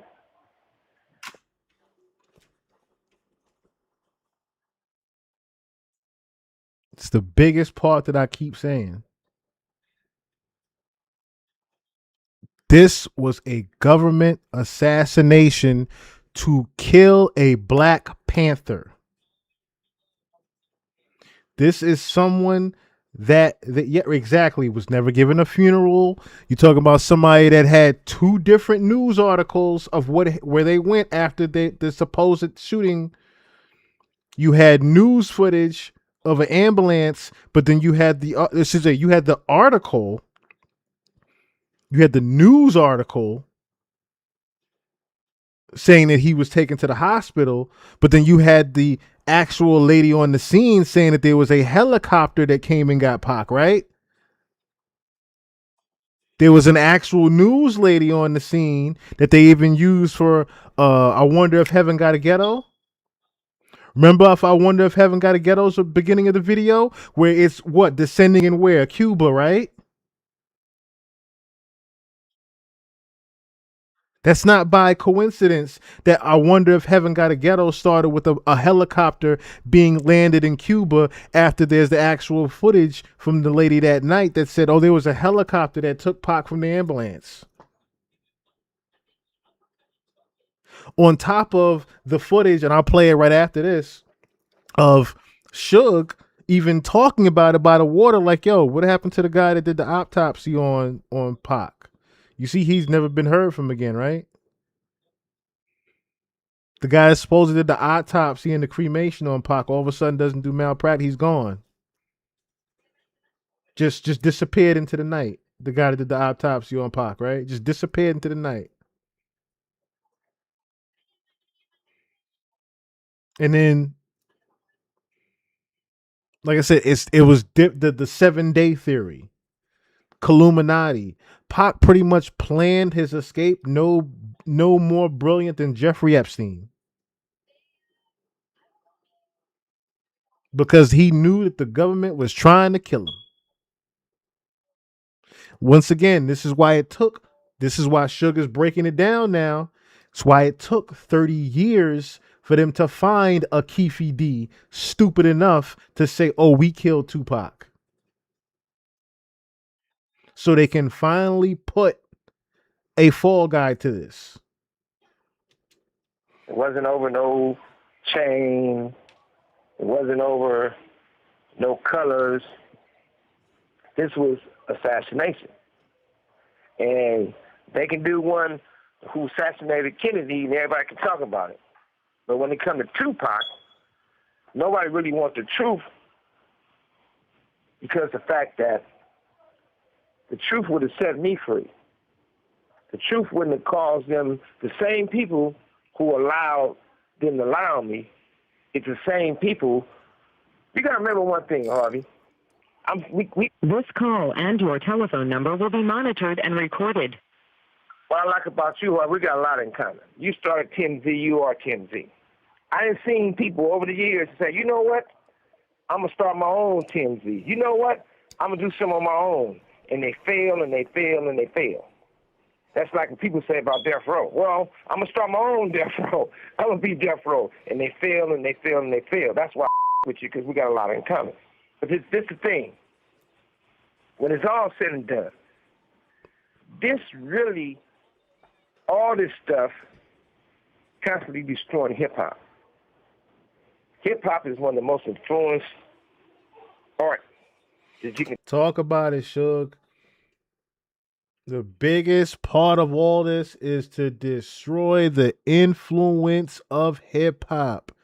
Because when Pac was moving around, Pac was trying to have positive influence with the culture. Pac was about trying to unite everyone in the culture. Pac wasn't trying to beef with everybody. Pac was trying to get everybody together. That's why they put a Biggie against him to have a big East Coast, West Coast thing similar to the Panthers, because this is, again, the son of a Panther. So you put him in a situation the way he looks like he's against somebody. He was never against anybody to begin with. Pac was about trying to get everybody together. You can't have a positive Black Panther in hip hop trying to bring people together when we are trying to keep these people in jail. We literally have a contract with the government and the prison system to keep people in jail off of the influence of hip hop music. Pac, you are interfering in that government contract. think of. And even today, you got guys still paying for stuff that they have no reason to get a fair shake. Shots goes out to Lil Dirt. Shot goes out to the other little young guy who's real, Pooh Shiesty, even NBA guy. It's on us to lay our truth down to help the people behind us. We so caught up in look at me, look at me, look at me. We got to figure out how to fix this. Only way we can fix this is by putting everything on the table. So, you know, Suge, I have talked to you. I have talked to you over the years about this, and there's something I don't understand, because you just said a few minutes ago that you are not into revenge. That's why you're not going to talk. But Tupac was a close friend of yours, and isn't there a difference between revenge and justice? That you said earlier that Keefe D is full of and that you were kind of scoffing at him. So do you feel like there should be, I guess, what I call justice in the system where he's convicted and maybe others come forward and are convicted as well? Or do you think this should all be shut down? Well, I think it's no justice from a man come from the inner cities in the courts. I think it's all revenge. So we never get justice. So when you really look at it, you have 60 seconds remaining. You just had it on your show, a white woman stabs a black man to death and kills him, and they get 3 or 4 years. People had guns, and they had tests to prove they was trying to kill me. It was a hit, and someone dies, and look how much time I got. It seems like Suge was watching yesterday. He made the reference to Courtney Clenny. Yeah. Getting out in less than 2 years. Well, you heard they said 60 seconds left, and they mean business in the penitentiary. So that was the end of that call right there. But like I said, Suge is never going to tell the truth. Suge is never going to tell the truth as far as, what happened with Pac, because like he just said, he knows already that this was an assassination. And that there's no need to further go into detail about what actually happened with Pac, because like you said, it's a can of worms that involves too many people and people that are involved in the government, as well as police. Once you start opening the can of worms of police shot Pac or Big, once you open the can of worms of a police department had something to do with those two getting killed, you then open the can of worms of, well, the FBI know about this. Oh, the FBI knew about this. Oh, wait, the CIA too. You start opening too many cans of worms. It's a lot of big worms in that can. I'll just say it like that. It's a tall ass can of worms. Let's just say it like that. I forgot what you call them pop out cans with the joke worms that pop out. It's one of them shits with a lot of big worms in that bitch. No Friday. There's a lot of big worms in that motherfucker. Trust me when I tell you. That's why Suge can't say what he would like to. Why a lot of people can't come forward and say what they would like to.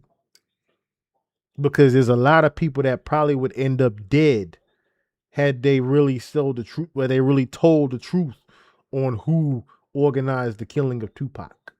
Jack in the Box, yes. It would be one of those cans of worms. If one of them was to tell the truth. This is why Keefe D can't necessarily, he literally is too stupid to tell the truth. He's literally, Keefe D is still, once you tell about he's a former crackhead, once a crackhead, always a crackhead, goddammit. You do something to where you cannot functionally talk and have a conversation with people. Where you cannot verbalize or articulate yourself 90% of the time in your conversations. And everything that you confidently say sounds like you've been paid to say it. As I said, I was putting two and two together when I started seeing that this nigga was just out in the open saying, yeah, we killed Tupac. What? What you and Vlad TV, you got the open Vlad TV interview talking about somebody killed Tupac. What? Who coerced this? Who put this together? Who got you saying this shit? I merely saw there was a play at and then come to find out, there's a book deal with guess who? Whack 100. And then I'm like, well, what the book deal got to do with anything? Well, in the book that Keefe D had a ghostwriter for, he didn't even write. In the book, it's saying that he's talking about the murder with Pac. What? Then you getting paid to go on interview after interview after interview to say that you killed Pac. Literally got $150,000 to go on and say that you killed Pac. Brother, you are still a crackhead to me. You are literally going around being paid to say something that you didn't even do. you were fabricated to say that you did this in the book, and then you were paid to go around and promote the book, and that was the part of the biggest highlight of the book, is that you were a part of the Tupac killing. So you go on a full-on campaign getting paid for this shit. On top of you did a deal with the district attorney for immunity.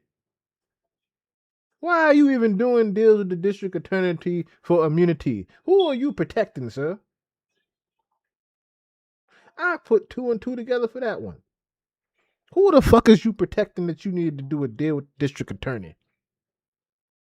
Who is you protecting? And you know the name that kept coming up? Sean Diddy Combs. The man that wrote the check to begin with. You heard it talking about the briefcase that Reggie Wright and his son, Reggie and Reggie Wright Jr. brought to the Southside Crips for the payment of Pac. You heard about that briefcase. It's the same motherfucking $2 million check that Gene Deal saw, isn't it? I wonder why they're not questioning Gene on this one. Maybe Gene decided to say, I don't want to have myself involved in it. But we're talking about the same Gene that when the night of Biggie Smalls' murder happened, they didn't show him the illustration. It took for a would-be video content creator or would-be videographer making a documentary about Biggie and Pac to come with the illustration, and that was the first time Gene ever saw the goddamn illustration in years. Gene hadn't even seen his own fucking illustration that night that he made of Biggie's murderer because he described him to the T. They couldn't even put the actual illustration that Gene had on the news because he was described him to the T. That's how much the government was involved in Biggie and Pac's murder. There was so many things that they was able to hide back then because we didn't have a social media, because we had the internet to look up all this shit.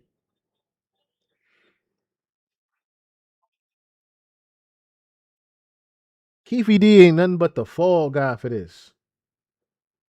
The actual shooter is Reggie Wright. Reggie's the actual shooter of this shit.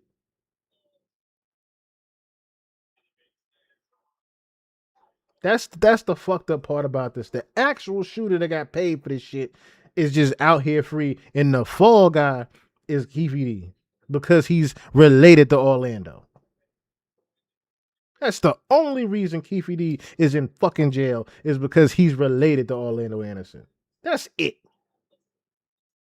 And he a crackhead that got paid to say he was part of the Pac killing.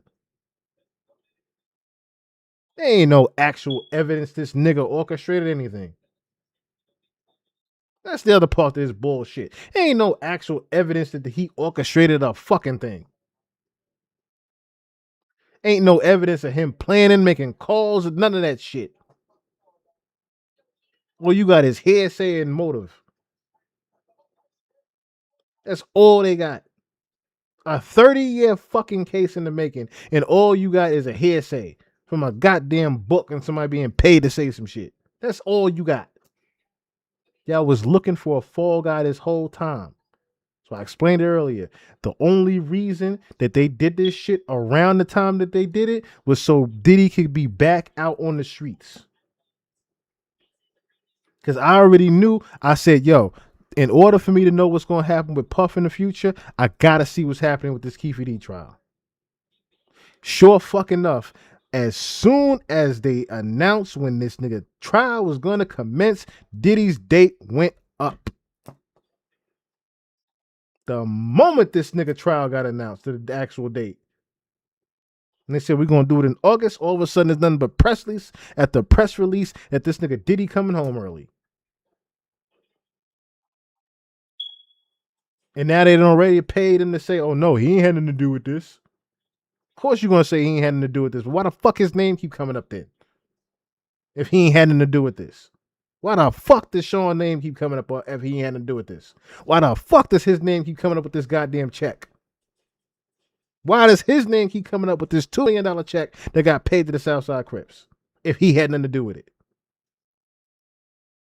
Why is Gene Deal saying to himself that he was stood on the top of the stairs and said, I don't care if Biggie got to die, I don't care if Pac got to die, but this shit got to stop?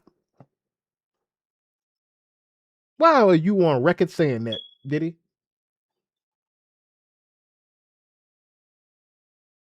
It's multiple avenues we can go down with this shit again. But let's move on because I'm getting worked up again. Let's move on because I'm getting worked up on that. I was gonna end it because we at the 4-hour goddamn mark, and it's almost 2 in the morning. I know it's 3 in the morning for some of y'all. Only like 12, 12. Everybody, but guess we could talk about this real quick. I guess we got to do one thing to the next. So, ironically, academics got swatted. Now, if you know already, DJ Academics has been notably talking about, Rock Nation the same way I have. He's been notably, but his audience is a lot bigger than mine. But he notably got swatted live on his stream, and that doesn't usually that's happened before the act, but in the time and manner that it happened while he was literally talking about Rock Nation and the Charlemagne situation with Lee Daniels was a little bit odd. Let me see if this is the actual footage of when he got swatted right here, or him talking about it. I think this is him talking about it right here. I want to see the actual footage. Okay, here it goes. What happened today was my police department, they claimed they got a call from a woman who claimed to be my sister. I don't got a sister. Who claimed that somebody got shot at my crib. They hit me up, my phone was off. I'm streaming 8 hours a day. You know me, I'm on the grind. They pulled up about 30 cars. You know what I mean? They had to do what they had to do. What happened today was my police department, they claimed they got a call. So pretty much, and that's some serious allegations to happen. You heard, okay?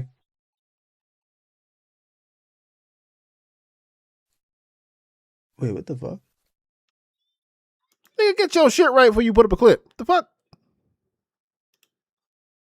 Tell you, that's not sustainable, okay? So as you can hear in the background, Charlemagne is talking about the Ray Daniels thing. Swatted, Chad, swatted. I'm sorry. Oh my God. See what it says? He was covering the Ray Daniels Jay-Z thing. That's not sustainable, okay? Swatted. See the police right there in the background. Chad, swatted. I'm sorry. Oh my God. All right. Tell you, that's not sustainable, okay? So, like I said, for him to ironically be swatted while he's talking about a Rock Nation topic, it just goes to show that they are not necessarily playing around anymore when it comes to this. When it comes to ACT, I should say. They're not playing around when it comes to... I think that swatting was a warning for ACT. And I don't think ACT is also going to take heed to that warning. But I wanted to also cover a little bit of what that actually was. So Ray Daniels had made a accusation that Jay-Z was going to be making a album soon. Let me see if I have the actual clip. Okay, that's him responding to it, of course, but let me see.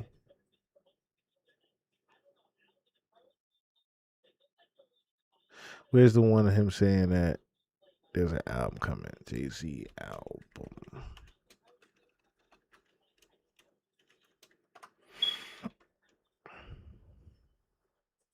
Okay, here it is. Here's the original clip of it.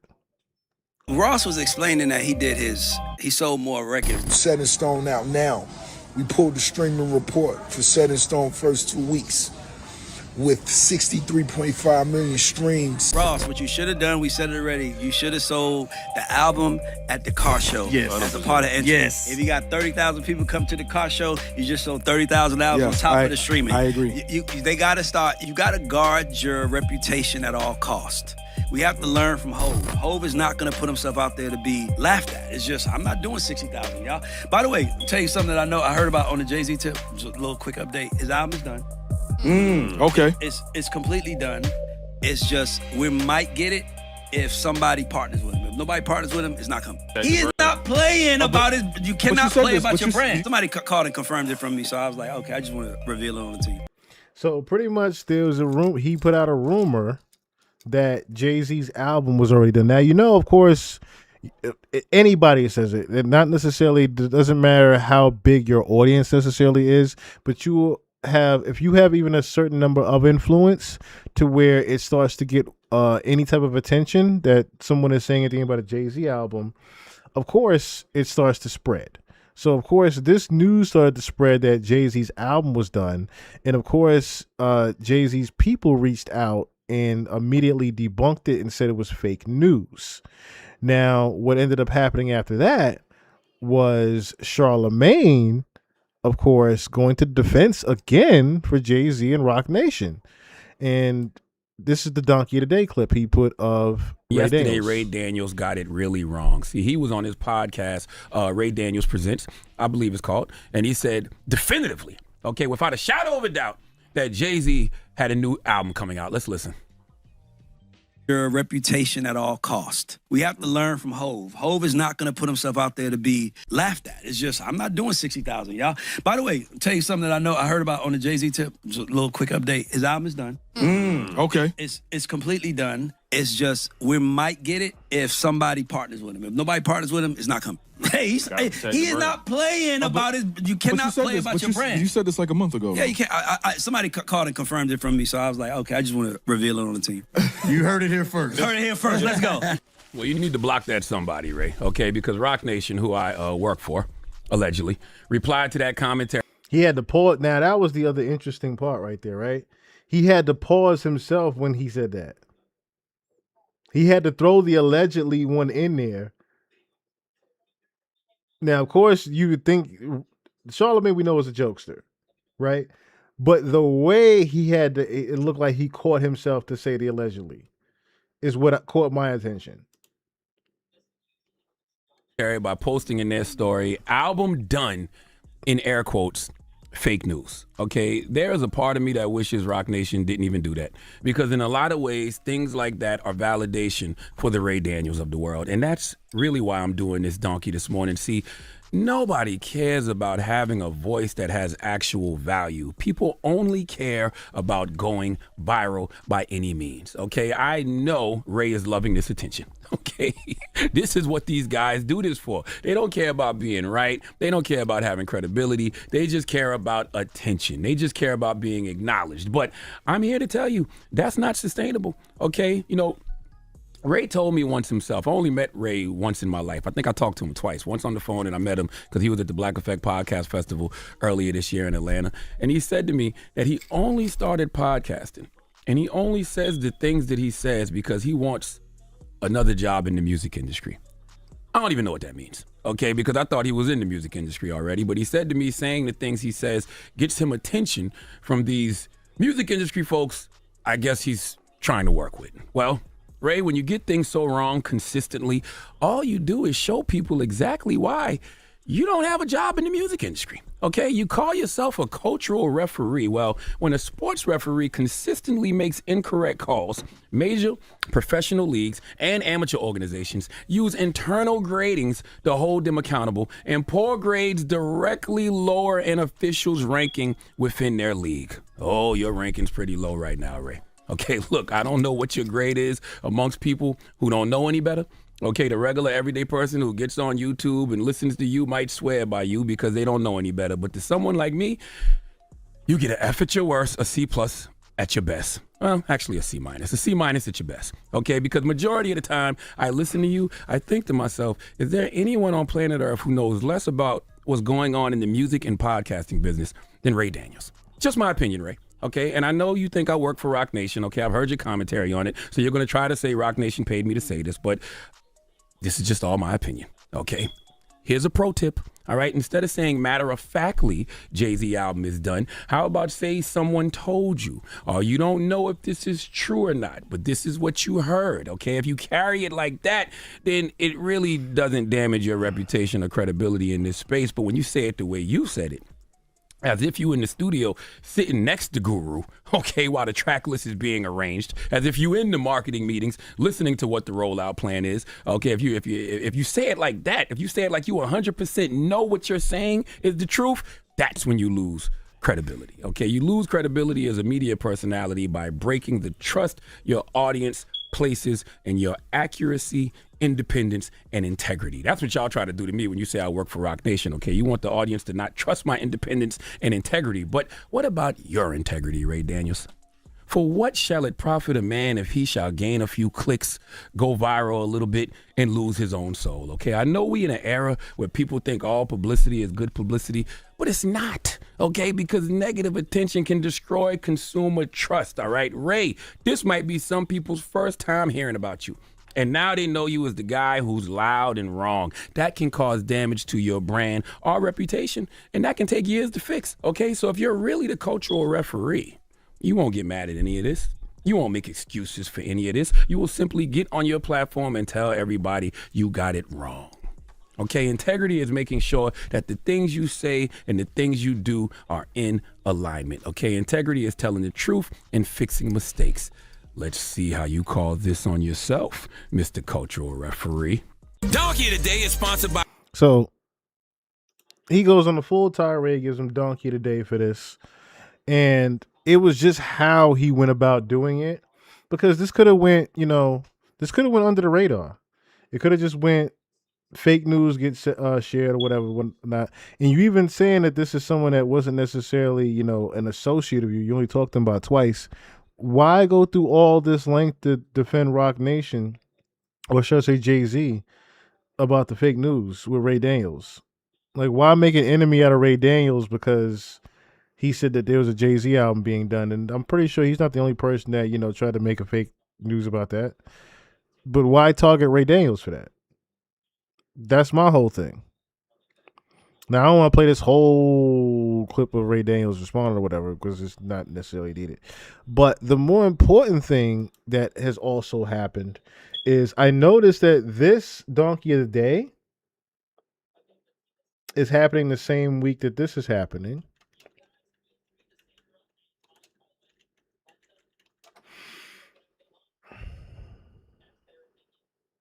I wonder, do they have a clip of it? I don't think they actually do. Let me see.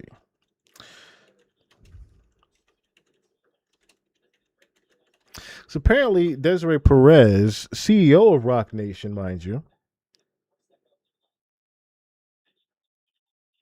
has actually been... That's crazy. My is it up here? No, it's not up here.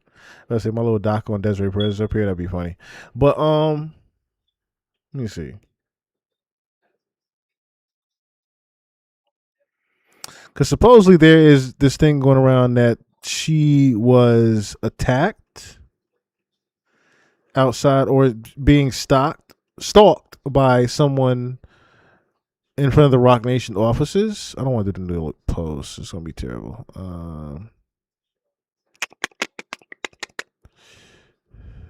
Should I do that? I guess I'll go to all hip hop, because if I do daily news, it's going to be too much to... They're going to want me to pay to read the article. I'm not doing all that shit. I'm not doing all that shit. Something else on this, because they really have been trying to keep this one, I notice, like, under wraps. They haven't really been talking too much about this, I've noticed. Like, there's not even really too many clips of people even speaking on the Desiree Perez situation, I notice. I'm trying to see if I can find something here. Let me get rid of this, matter of fact.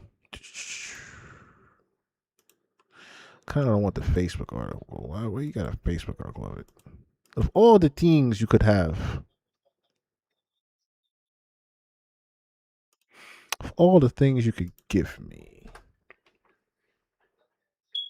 let me just go to all real quick.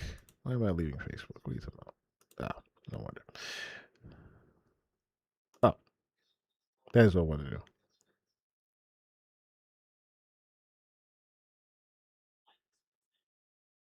That was what I wanted to do. Okay. Just in case, that gives me something else stupid. Oh, okay. Yeah. That's what I want.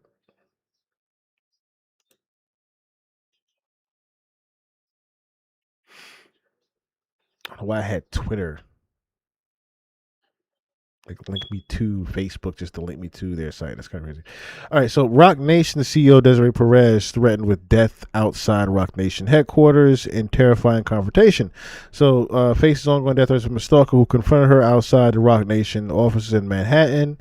Now, I do remember the Daily News had actually put out an actual picture of Rock Nation offices where they were, which was kind of stupid, and I think that's why they necessarily have been, under wraps with this whole thing. So found herself in crosshairs of a disturbing campaign that started quietly in May and escalated into direct confrontation outside her workplace. The Rock Nation CEO, who co-founded the Powerhouse Agency alongside Jay-Z, became the target of a homeless man's violent obsession that manifested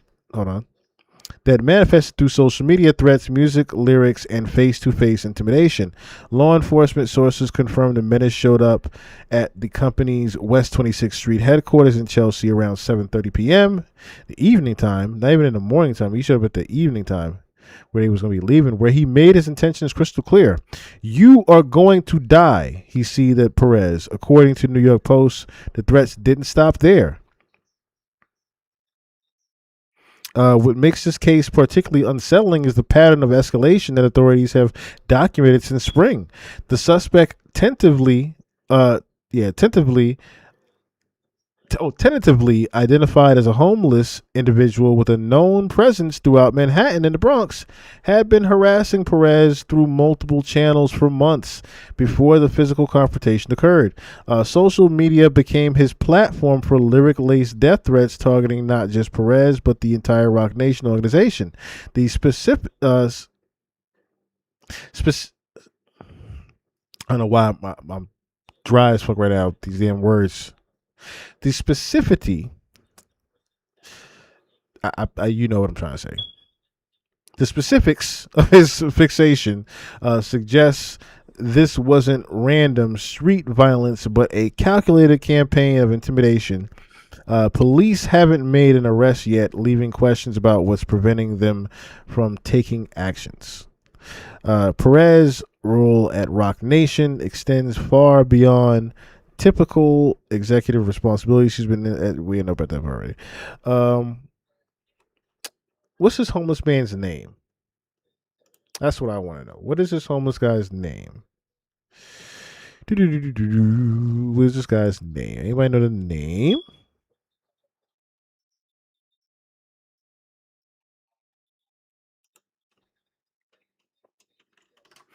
What is his name?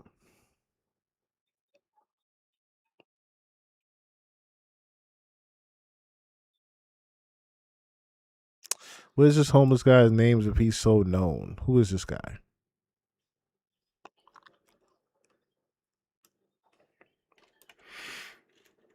Homeless. Homeless man. That's Ray Perez's name. What is his name? Why won't you tell us his name? Why can't we know his name? That's what I want to know. What is his name? Keep telling me Desiree Perez's name was his.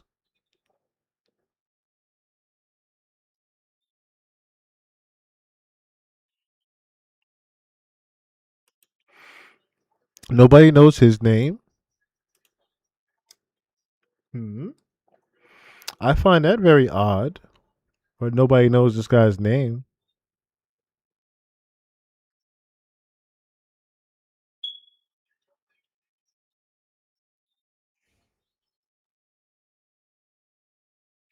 Well, it's just saying is there was a stalker outside the building. And that's not, this is the worst part about this, is that they actually showing where the headquarters is. That they show where Rock Nation headquarters is right here. And they put the address. Where it happened on West 26th near 11th Avenue in Chelsea. So if somebody wanted to actually stalk like the Rock Nation offices for any reason, they know exactly where the fuck it is now. If somebody wanted to stand out there with some rap lyrics, it could be a number of reasons. A number of reasons. But what is this? Okay, so began in May. Making rap songs. But why does no one want this? I don't want an article on who Desiree Perez is. Why can't y'all tell me who this nigga is? Why can't I know who the name of this guy is? Why is that so hard to find? I don't want to know about her name. What the fuck is his name? Why is that part so hard to find? Why am I not seeing it?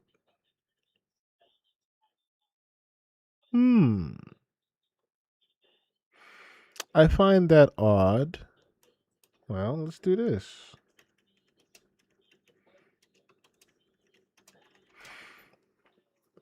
Let's see. No.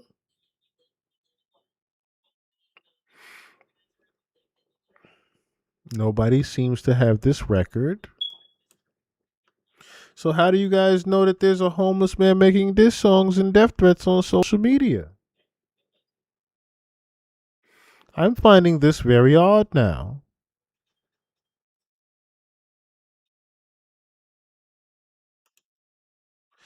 I'm finding this very odd.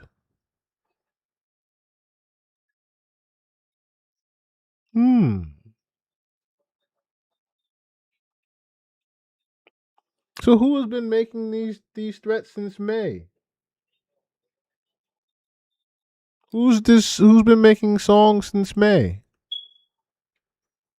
The only person I could think of.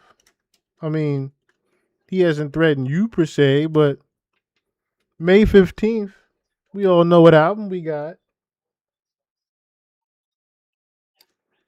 We know he's not the stalker.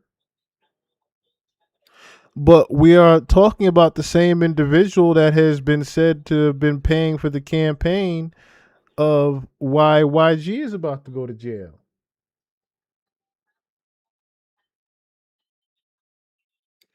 Mr. Jig is Up himself has been notably talking about Jay. In fact,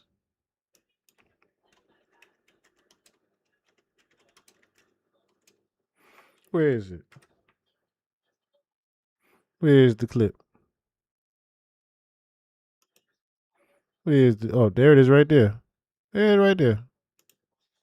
It's right here. I forgot to play this from the live stream.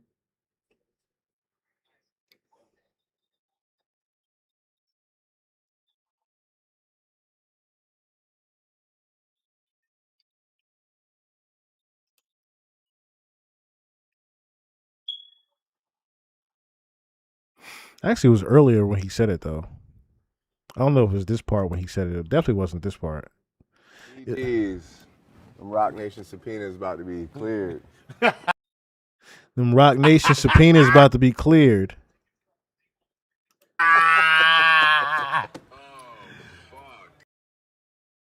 Them Rock Nation subpoenas about to be cleared. Now, it wasn't just that part. Let me see if they got the actual. Let me see. Let me see if I can find a little clip of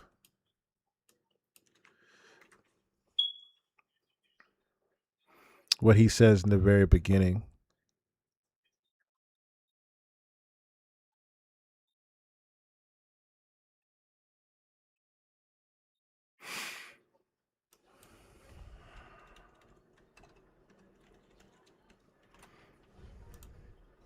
Because it was at the beginning of the live stream where he did it.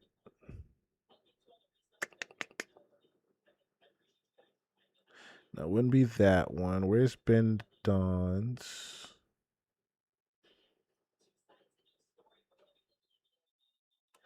Actually, let me go to my history because I had it in my history.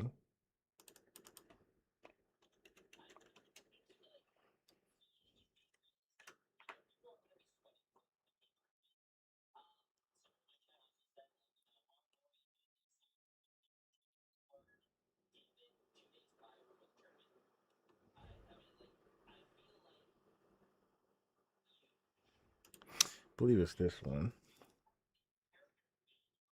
Yeah, hopefully none of this is hypothetical. Hopefully I'll get to know these ladies more in life. So thank you.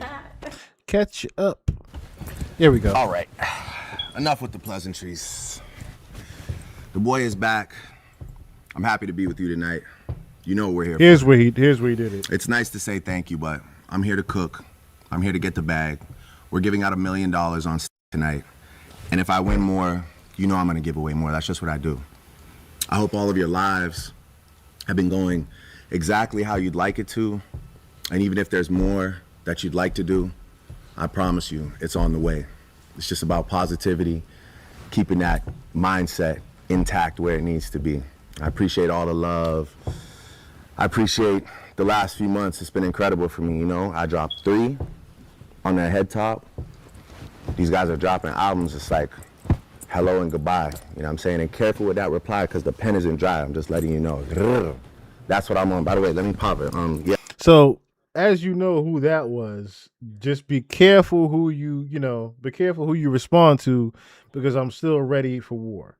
Pretty much. And he's saying that these albums are dropping and they're here today, going tomorrow. We know who he's talking about with they're dropping albums, they're here today, going tomorrow. He's talking about Ross, talking about Tiger with that one. Of course, this is going to be one of those, if it does happen, I'll be sad. It'd be a sad day. Jay-Z, because we already know. Matter of fact, we got to talk about AI. We didn't get to talk about this. We forgot about to talk about this shit. This is on Beyonce's fucking page.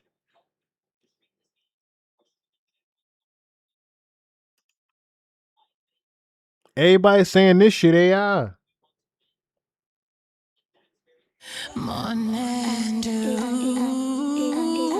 I just want to play Jay's part.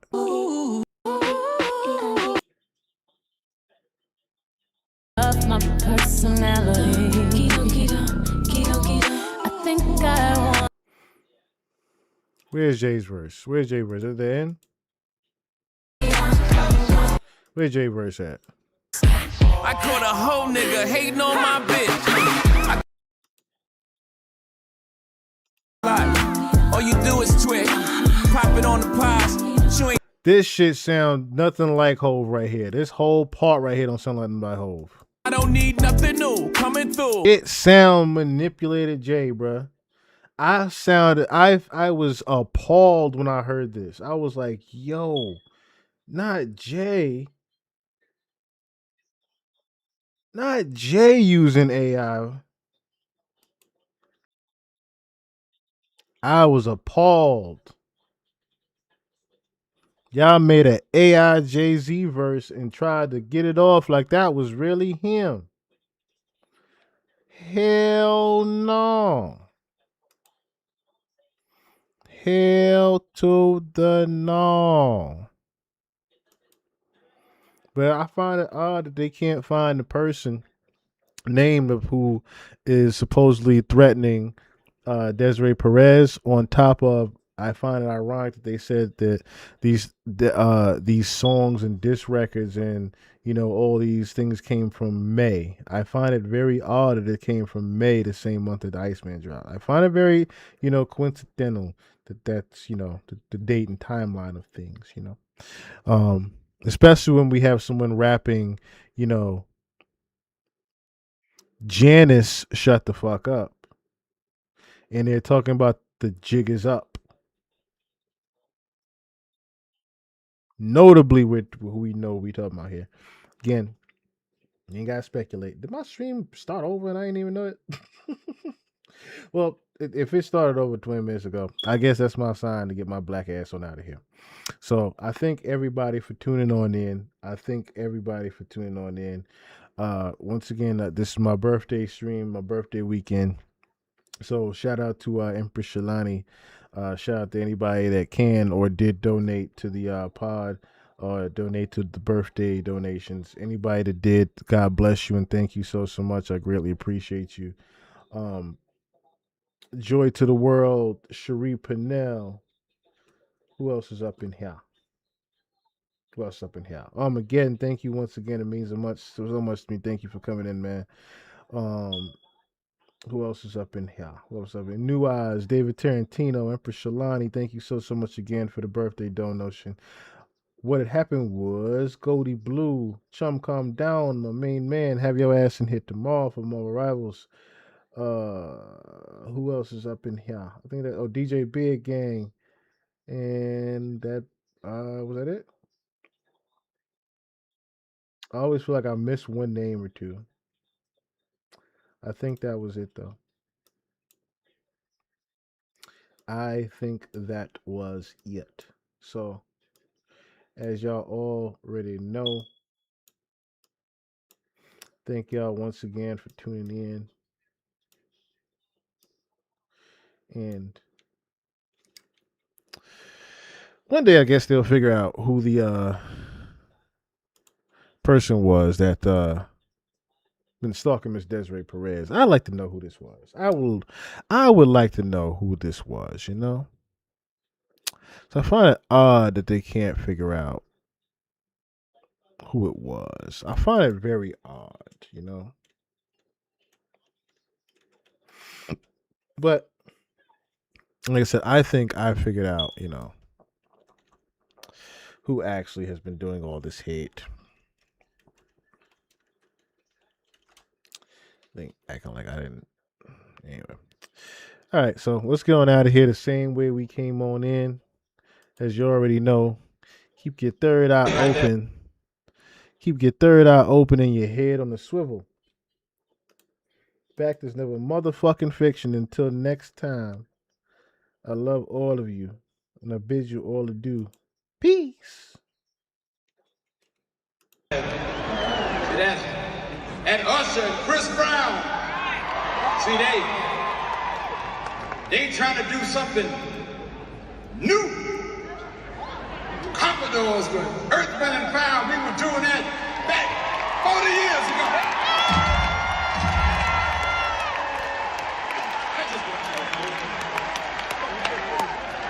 The only difference is between then and now, 40 years. We didn't go to jail.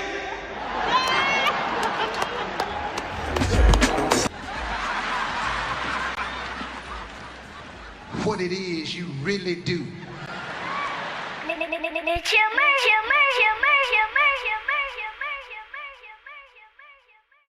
A bullshit. A bullshit. A bullshit.